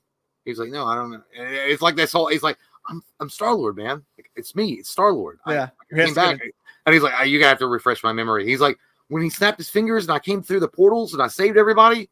He's like, "I don't know." Dude, there's so many cool moments in that. There's a bunch of stuff that can do. I do like, by the way, that and I thought that this is part of the reason I think the Christmas special set it up so well, is when they're building their own society of people. It's pretty cool for like what the Guardians are all about and what they do. Because at the end of the first movie, technically you could have ended the first Guardians in the movie and never gone back to them. And it'd been like, hey, they're out there doing their hijinks and doing their shit. And it's like a bit of both. You know what I mean? And you could have left it alone and it would have been fine. But like with anything you could have. But like, I love how they left it off where they have their own little society on their own little planet, and they can take all these animals and they can take all these people that they've saved, and they can build a society and really be like a refuge for the broken. That's a really cool idea, and I love that. I thought that was really cool. Again, I really loved it. Kind of that's the part that almost broke me when there was like Drax wasn't meant to be a destroyer; he was meant to be a dad. And that was really good. That was a really good twist. Yeah, because that guy's been through so much, and we kind of just looked over it, like, you know, like, well, it's a joke. His kids got killed, but like that brought it back home. You know, Drax the Destroyer. Yeah, they totally glazed over that, and you do get to see it a lot more. Well, you know, at the end of the film, you know, again, High Evolutionary. His goal is to make the perfect society. He wants the perfect genetic person to exist in a world that he creates, and he has all these little kids. Let's overlook the fact they look like kids from Village of the Damned with blonde, white hair and weird, yellow eyes. Let's overlook that. But there is, Drax is the only one that can speak their language, and he goes, "Hey, dumb idiots!" Like, you know, it's just Drax. He goes, "Dumb idiots," and then he talks to them. Yeah, but he takes care of them. Yeah, we overlooked that, but it's really that was a really powerful scene. It was really good, really well done, and I feel like that is the moment where Drax the Destroyer is completely fleshed out now. He's completely you come back to circle one, because again, you're right. People overlook the fact that he lost his daughter. Yeah. Like his daughter died. They got murdered in front of him. And like they make him a joke because like his species takes everything literal. But yeah, it was a really cool moment. Yeah. Tell me this. Do you think, I think this, and this is probably unpopular, but I've never been a Nebula person. I think her acting is so, and I know that that's the character and that's what it's called for, but I think it's so fucking overacted. Like the character of Nebula. Like I think every line is so overacted and over the top. Like I am angry and that's what I am, Steve. Like I never got that storyline. You know what's really interesting about that is that Karen Gillan did an interview and they were asking her, how did you do your, how did you come up with your character or how you did it? And she's like, James Gunn actually told her, because she's like, when I first put the makeup on, I was doing the standard villain thing. I was just acting like I am, Nebula, whatever. So she's like, James Gunn said, be Marilyn Monroe mixed with Clint Eastwood. So talk with like a sultry voice and then be, well, no, but it worked. I mean, if you look at like moments, she does talk in a sultry type of way and then walk in a very like swinging the hips, but like a Clint Eastwood way. But she is, I feel like in this, I don't think she was bad. Like she wasn't terrible in this movie. What I really felt they were going for, and they just didn't have the balls to push the gas on it, was that Nebula wanted to be with StarLord. And I feel like I feel like there was a moment where they're like considering, well, maybe StarLord just falls in love with Nebula, and then that's the new Gamora StarLord thing. But maybe it's too weird. I don't know. And then they just decide, because I feel like they went over the top with Gamora in this. The Gamora was way overcompensating. Like, I'm the bad guy. Fuck you. No, I'm not Gamora. Like, it was like, come on, I get it. All right. But, even Gamora in Endgame wasn't acting like this colossal bitch that you're acting like. Yeah. Yeah. No, I think so too. And she was acting more like Nebula than Nebula was. Yeah, no, it's true. And she was like, it, and like, I mean, there was like Nate Fillion was great. That scene was good. I don't know, dude. It's like watching this movie was like, I kept thinking about James Gunn's Suicide Squad movie at the end where they had that giant fucking monster running around. It was just kind of dumb, but it was still sort of fun. And it has that hint of trauma, and it has that hint of like stuff to it. Like, but eventually, like, I'll say this, just like cap it all off, was just like my opinions on the movie or whatever. I was with you. Like, I think that the movie was I'm a little torn, dude, because like I enjoyed watching it, and I love the Guardians because they're something special that it feels like they came out of a laundry machine of like, they're like the Blink 182 of the MCU. Sort of, yeah. Like they are, yeah. They came out of a laundry machine of formula and the same shit. And they managed to come out of that, even in their last movie, and still have their own stamp of originality and like, and feeling to them, and sort of like, a punk rock vibe to them a little bit. That being said, there's parts of this script that if you told me AI wrote it, I'd believe it. And there's little lines where James Gunn's balls stick through and they shine through, and it's like, oh, that's cool, man. Like I appreciate that feels different than it would have in anybody else's movie. But I'd say there's a large percentage of this movie that still feels like it's a part of the Marvel formula. And maybe it's not so much the Marvel formula, but now it's the Guardians formula, because the first movie was so strange, but now we're always going back to the first film. So like that shit I'm still tired of. I'm still fucking wore out right now on the MCU. I'm still wore out on superhero movies as a whole, but I enjoyed this about as much as I could possibly enjoy an MCU movie right now. I'm going to give the movie an 8. I thought that it was formulaic in certain spots, and I thought that they were trying to tug at certain emotional strings, and it was a little bit obvious. And I also thought that they wrapped up a couple things too quick, but I cared and I was interested and I was emotional. So overall, it's an 8 out of 10 for me. I enjoyed the movie. If I saw this movie 10 years ago, it probably would have been a fucking 9 for me. But I've just seen so much of this at this point that I'm like, I want something more original. Even now, even with this movie, I watch it and I go, CGI fucking. We're so spoiled. We're such spoiled bitches. Right. Yeah. No, I know. And we have every right to be, by the way, you have every right to be spoiled, because you demand, like, you want things to be like what they were. I mean, you're a paying customer. I mean, you're asking them, hey man, can you just give us a good product? Like that's what you're asking. But I love chocolate, but if I eat chocolate all fucking day long, eventually I'm gonna get sick of it. You know? Yeah. Oh, well, I'm gonna give the movie a 9. I enjoyed it a little bit more than you. I do feel like it was well too long in the tooth in a lot of scenes, and the movie itself should not have been almost 2.5 hours long. It really shouldn't have been. No. But I feel like they did a great job of bringing everything together and sending these heroes that we've all known since Guardians 1 off into their own thing. Because again, it's the last time we're ever going to see them together. Like that's just facts.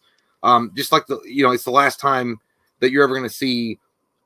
I'm not going to say the last time, but you're never going to see the peak Iron Man and Captain America and Hulk and all those guys together again. Maybe they come back later on in phase 6 or 7 or whatever. It'll never be the same feeling. Yeah, but it'll never be the same. But you'll never have that moment in Avengers where they're all like standing in that circle and that awesome music montage comes in and the camera swoops around. You're never going to have that again.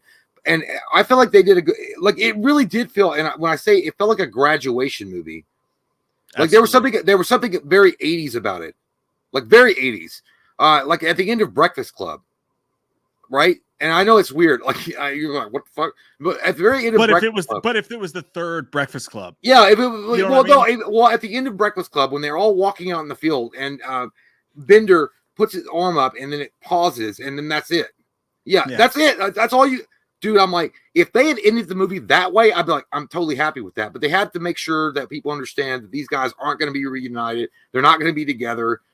And then the emotional stuff in the movie, god damn, I didn't expect it at all, which I was pleasantly surprised. I saw some bad reports coming out about this movie. I heard people like, oh, MCU's fucked themselves. Marvel, Disney's on the ropes. That's not true at all. This movie was really, really good. I really did enjoy what they did.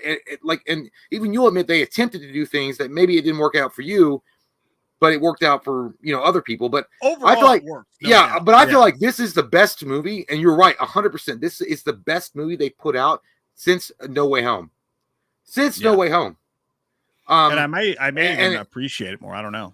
Yeah, well, No Way Home is superior in every way possible. I mean, it's fucking Andrew Garfield and Tobey Maguire coming back. Like that movie is on a different level. But this movie, man, it really pulled at the heart. It pulled at the heart in a way that I didn't think it was possible out of a Guardians movie, and made me care about a character that I really didn't give a shit about. And I know that it's going to sound sacrilege to Guardians of the Galaxy like hardcore fan base. It's like, how could you not care about Rocket? I mean, because it was a CGI fucking character. I never cared about the character because even though it's like played well by Bradley Cooper, it's a CG character, but they did a great job with explaining his backstory and having this emotional, impactful moments throughout the film with a CG character. So yeah, man, I give it a 9. I mean, I would give Guardians 1 will be a 10 forever. It'll be a 10. Yeah, a 10. Yeah, that is a gym of the MCU, not the gym of the MCU, but it's a gym. It's a gym. Yeah, it might be the gym. It might be the gym. It's the biggest surprise for sure. I mean, I would probably say of the whole MCU for me would be not Endgame, but what was the very, very last one? Was it Endgame? Infinity War? The very last MCU. Endgame was the last one. Okay, Endgame was fucking the one before Infinity War. No, that was like collectively like holy shit. I can't believe it. Yeah, I know that is still the best superhero moment of all time when they all rise up and they charge Thanos' army and the music. Yeah.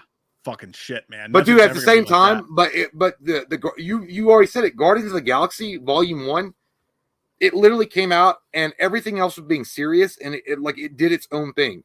I feel like it was like what was supposed to be the Ant-Man movie before they fired what's his name?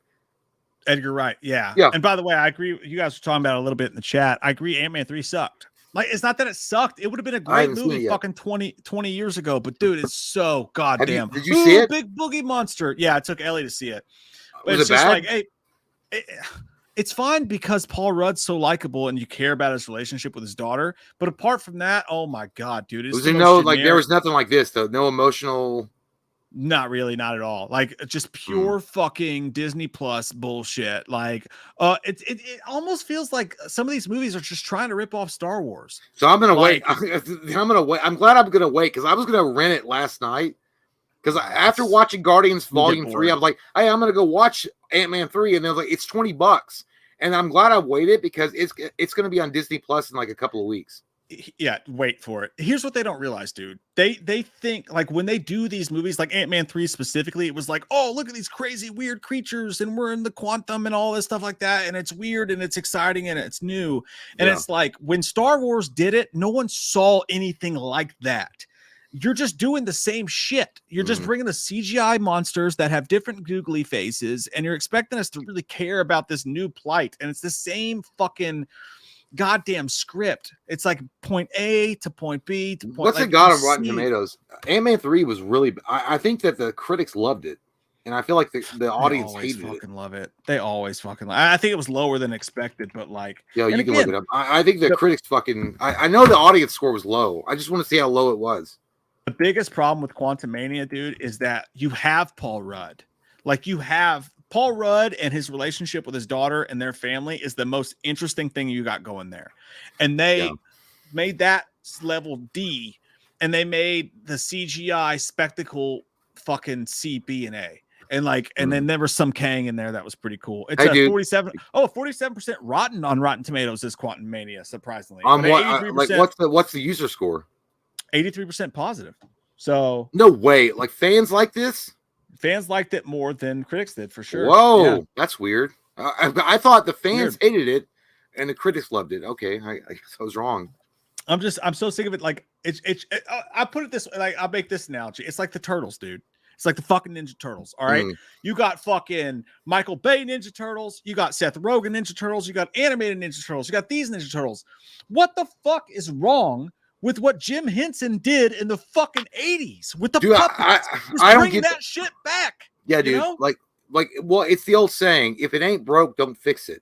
Like, I mean, like again, all you had to do. Well, the Turtles 3 movie, Turtles in Time, or what? I can't remember. They fucked their latex. Movie sucked. They look like it was a terrible movie, but they also changed their like overall like aesthetic.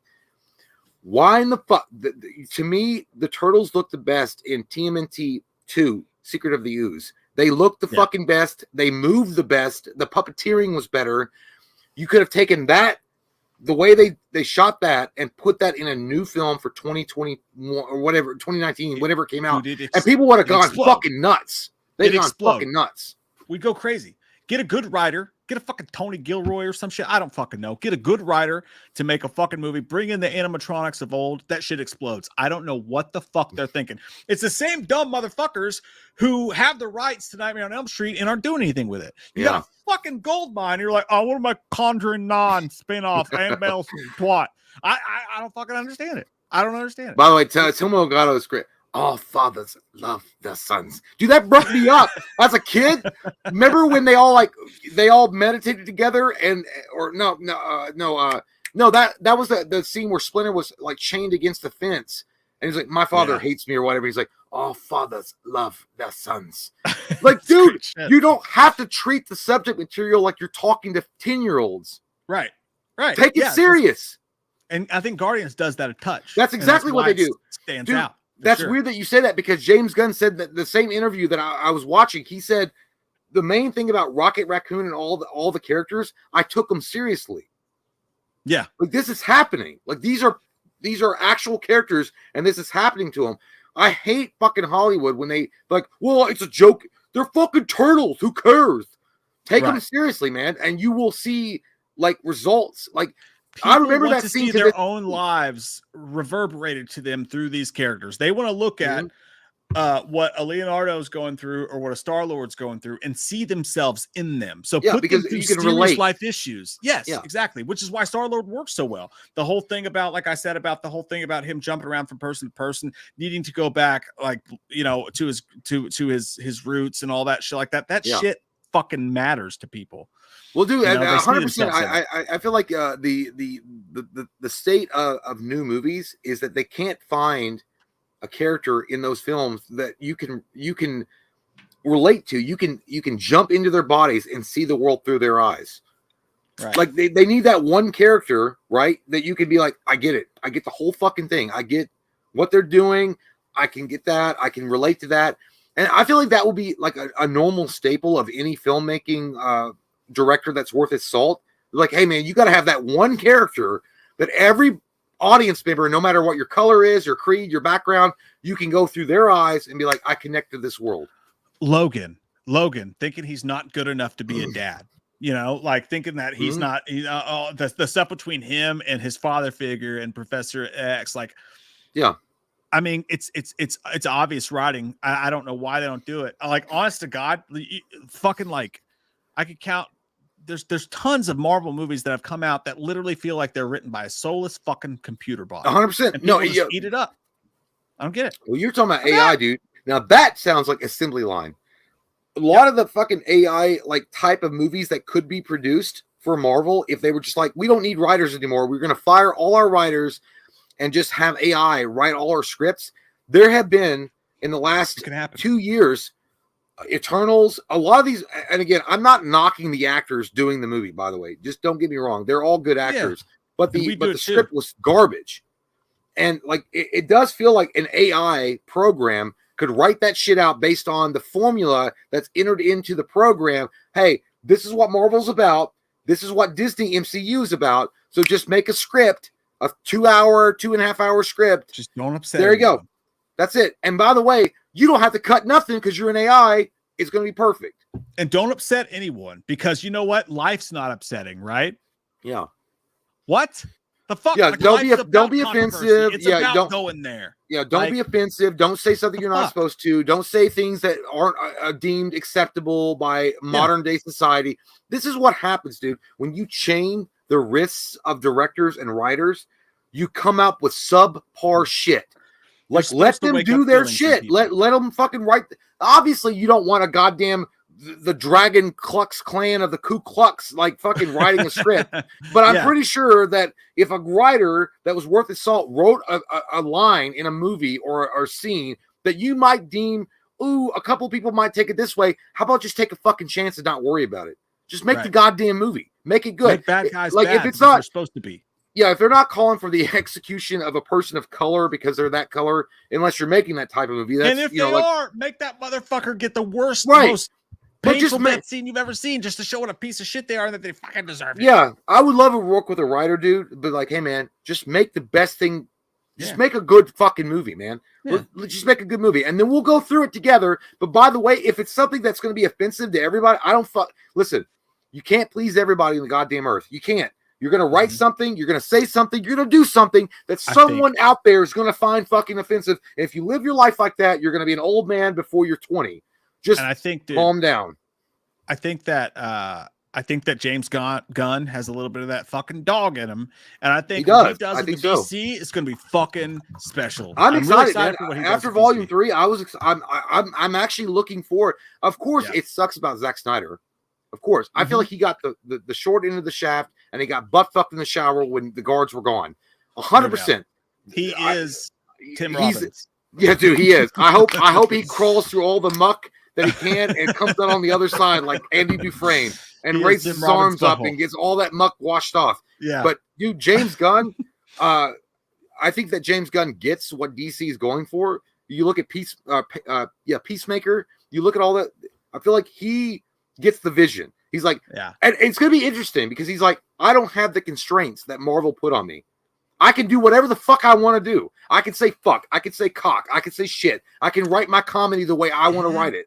And there's something to be said for the fact that some of these kids that grew up with these movies, like you and I grew up in a different time, but like some of these kids who have grown up with the MCU now, who saw Iron Man or Spider-Man when they were little kids, are how old now? They're starting to get 16, 17, whatever fucking age. I'm not going to math it out right now, but they're starting to get to a more adult age. The people that were connected to these 16. movies as kids, as they grow, are going to want to see more adult stories. If you do it like, oh, it's kiddish to go see a Marvel movie, you're losing a part of your core audience, and we're dying. What's your audience? I'm on my way. I think Iron Man came out in 2008. So they're 15 years old. If a baby was born in 2000, they're 15. Right. So now they're actually smoking crack. They're smoking crack. They're having sex. They're opening up the emergency exits on the bus.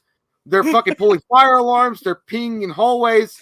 Who knows what those kids are up to? But they're going to be like, hey, where's a goddamn movie that's going to relate to me?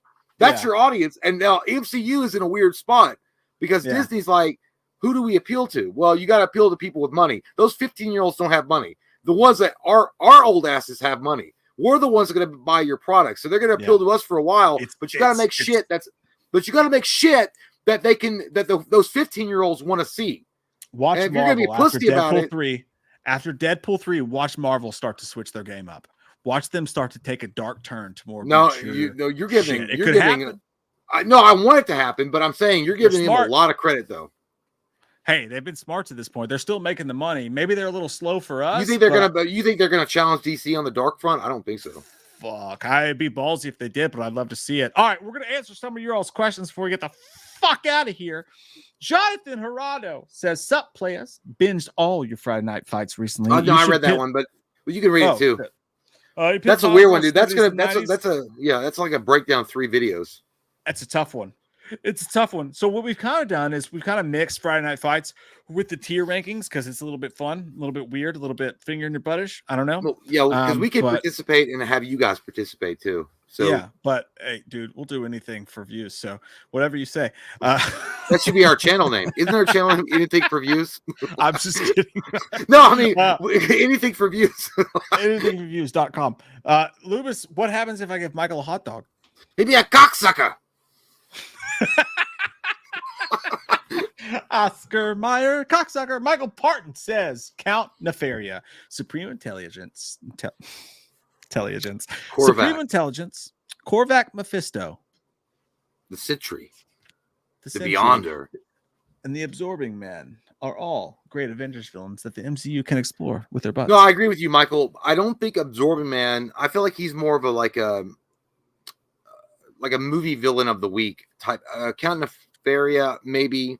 Supreme Intelligence. Condiment Man? Yes. Supreme Intelligence, yes. Korvac, yes. Mephisto, yes. The Sentry, yes. The Beyonder, 100%. Mr. Sinister, Galactus. Mr. Sinister is an X-Men thing, though. No, I know. I'm just saying, but it's Marvel. But he's an awesome villain. But yeah, you're right, Michael. There's a lot. There's a shit ton of villains. Yeah. For sure. Gary says the joke is the Cleopatra show on Netflix says it's a documentary, but they changed her race and made Egyptians mad. So the joke is what's next, Elon. That's too deep into the dark web for me, Gary. Yeah, well, I know that there's a couple of Egyptian lawyers that are suing Netflix to see what happens there. But as far as I don't want to get into it because this video would be 5 hours long. But I get what you're saying. Yeah, they shouldn't have listed it as a documentary.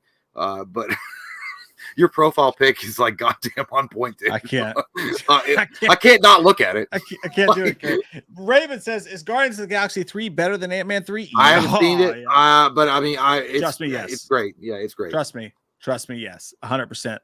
Ant-Man 3 is like compared to Guardians 3. Ant-Man 3 is. So there's nothing good about it at all. There's nothing good. The good parts. I mean, it's Paul Rudd. And he's lovable. Like, but there's no like. There's no like. Overall, like it's just shit, dude. It's is like it boring? Fucking, it's like if you're like, hey man, I want some bubble gum, and someone's like, I'm gonna give you the best bubble gum ever, and then they just give you like that shitty fucking. Don't say Big League Chew because that's good. Trident. It's like Trident. Oh, It's like, thanks for the Trident, dog. It's just the same shit. Is it boring? Same shit. It's boring. It's boring. Oh, yeah, I don't want to watch it then. It's boring. Yeah, it's not enjoyable. Gary says, I'm here crushing on Jenna Ortega, and my mind was blown when I found out she was in Iron Man 3 when she was really young. Oh, fuck, was she really? I had no idea. Dude, goddamn. I don't know. I'm going to have to look that up. I had no idea, that makes me feel like a fucking... Because, I feel like I thought she was kind of cute in Wednesday. We're old. She's over 18 now, right, though? She's over 18? Yeah. But we were talking about this before. I feel like now our level has to be like over 23 for us to be able to say she's attractive. No, we're getting that level now. We're going to be at like over fucking 28. You have to be approaching 30 for us to. You have to be approaching in your 40s for us to say you're attractive safely. Yeah. We got to be careful with what we say now. It's like that line in 40 over. It's just like, I respect women so much, I completely stay away from them. Yeah, like, it gets like that. It gets like that. I never thought I'd stay alive long enough to fucking experience this. That's unusual. It's weird. It's weird. Yeah, I thought I'd die out at like 29. No, I'm glad I'm not single, dude. Because if I was No, like, dude, single, I it's like, couldn't. I don't know how old anyone is. Like, Dude, what I the fuck literally is said going that the on? other day. Can you imagine being single? I'm gonna be 40 in February. You're gonna be 39 next year. Can you imagine being single and like trying to No. go out and run around bars or like Applebee's at the buffet at Golden Corral and trying to pick up a chick? I Dude, may as you'd well be be a like, fucking doorman. yeah, I'm you'd be like, like, hey, let me see your ID. Let me you see might your as well ID. be that weird old guy that's in Superbad, Nope. like hanging out at the beer pong at the high school fucking show. Yeah, not ready. Yeah, It's so bad. And I have friends that are our age that are single, and I'm like, I don't know how you do it, dude. I don't know how you do it. I'd be You so gotta scared. you gotta have a woman or a guy in your life, man. It's hard, man. It's fucking hard. Gotta have a fucking doorman just to like be on like Tinder. I don't know. Like I got a pinched nerve in my neck and I've been acting like a baby all day, and my wife's been helping me. If I were on my own, I'm like, God damn it, hurt. I gotta go. you just have a couple shots of tequila, you'd be fine. Just have a No, man, I don't want to do that either, because fucking then I gotta drive myself home and risk a DUI. Uber is a beautiful thing. They ain't no Uber here. Unless you're gonna talk about tractors in Winchester. No, Uber farmers. It's a goddamn Uber tractor. Like, hey man, can I get a John Deere? You do gotta be careful. Hey, be careful, guys. Check IDs. Do your due diligence. Yeah. You know, don't ever trust nobody. Age, everyone. You see yourself as so young. Like you look at, you're like, I look 22, and you think that people in their 20s look your age. They don't. It's just in your fucking head. Way. Be careful out there on them streets. All right. Yeah. Be careful. And there's nothing wrong, by the way. It's not insulting to be like, bitch, how old you is? No. I need to see an ID. If she's like, I'm 21, and be like, nah, I gotta see that. Let me look at that ID. Yeah. You act like a detective. Let me look at that. Yeah. Don't do it. Don't do like it. That saves your ass. Like, save your ass. Yeah. Stay safe in the streets. Check IDs. Do your due diligence. Make people sign things. As long as you make someone sign something, whatever you do. Honestly, sometimes I sleep with my wife and I'm like, hey, can you sign this just to make sure it's consensual? And she does. I'm not gonna make them sign it. As long as they're 18. As long as they're 18 and over. I mean, how do you know? You're good. How do you know? What? You gotta be sure. We'll go to the courthouse. You gotta be sure. Double check. Well, you gotta count the rings. Just check IDs. Just check IDs. They could be. And then trust your gut. If it could be a fake ID, don't be stupid. Oh fuck! And we're gonna go before we get in even more trouble. Yeah, that's true. Yeah, we should get out of here. Hey guys, thanks for hanging out with us tonight. This has been fun. This has been fun. Good times, guys. Good time. I'm gonna make my wife sign a waiver and then maybe have some sex. I don't have to make Jay sign a waiver, which is why I bang him twice as much. You know? Yeah, I'm old school that me. way. I mean, I don't care. Let's just all have sex together. It doesn't matter. Yeah, we're gentlemen. Swinging on you like the 60s. As long as you eat a banana first, you got the potassium that it's safe. Yeah, and a Viagra. Well, those are important at our age. I've never had one. Mike likes to be fucking the ass afterwards. So I'm definitely looking forward to a Viagra in my future. Would you take it? Would you really take it though? Well, I mean, if you had ED, you'd have to take it. There's no goddamn question. If I had ED, I would snort coke off of fucking Ezra Miller's cock. You'd have to, man. You'd be like, man, I'm gonna crush this Viagra up and snort it before I fuck. Yeah, and I'm gonna drink I'm gonna drink a shot of whiskey. Yeah, it's going down. There's nothing, by the way, you older folk out there, if you, whatever, if you guys are watching, there's nothing wrong with Viagra. You snort that shit, you get your dick rock hard for 4 hours. I don't think you're supposed to snort it. I think you're supposed to take it. Well, I mean, you take it. It's what I said. Right. You take that shit. You don't, or you can smoke it. Snort Viagra? I don't know. I don't know. I mean, dude. I mean, people. Don't people fucking smoke? Don't people smoke the fucking shit that they use embalming fluid? If they smoke embalming fluid, they. No, that's what Action 6 said. It's like, I hear when you smoke Viagra, you get a stiff neck.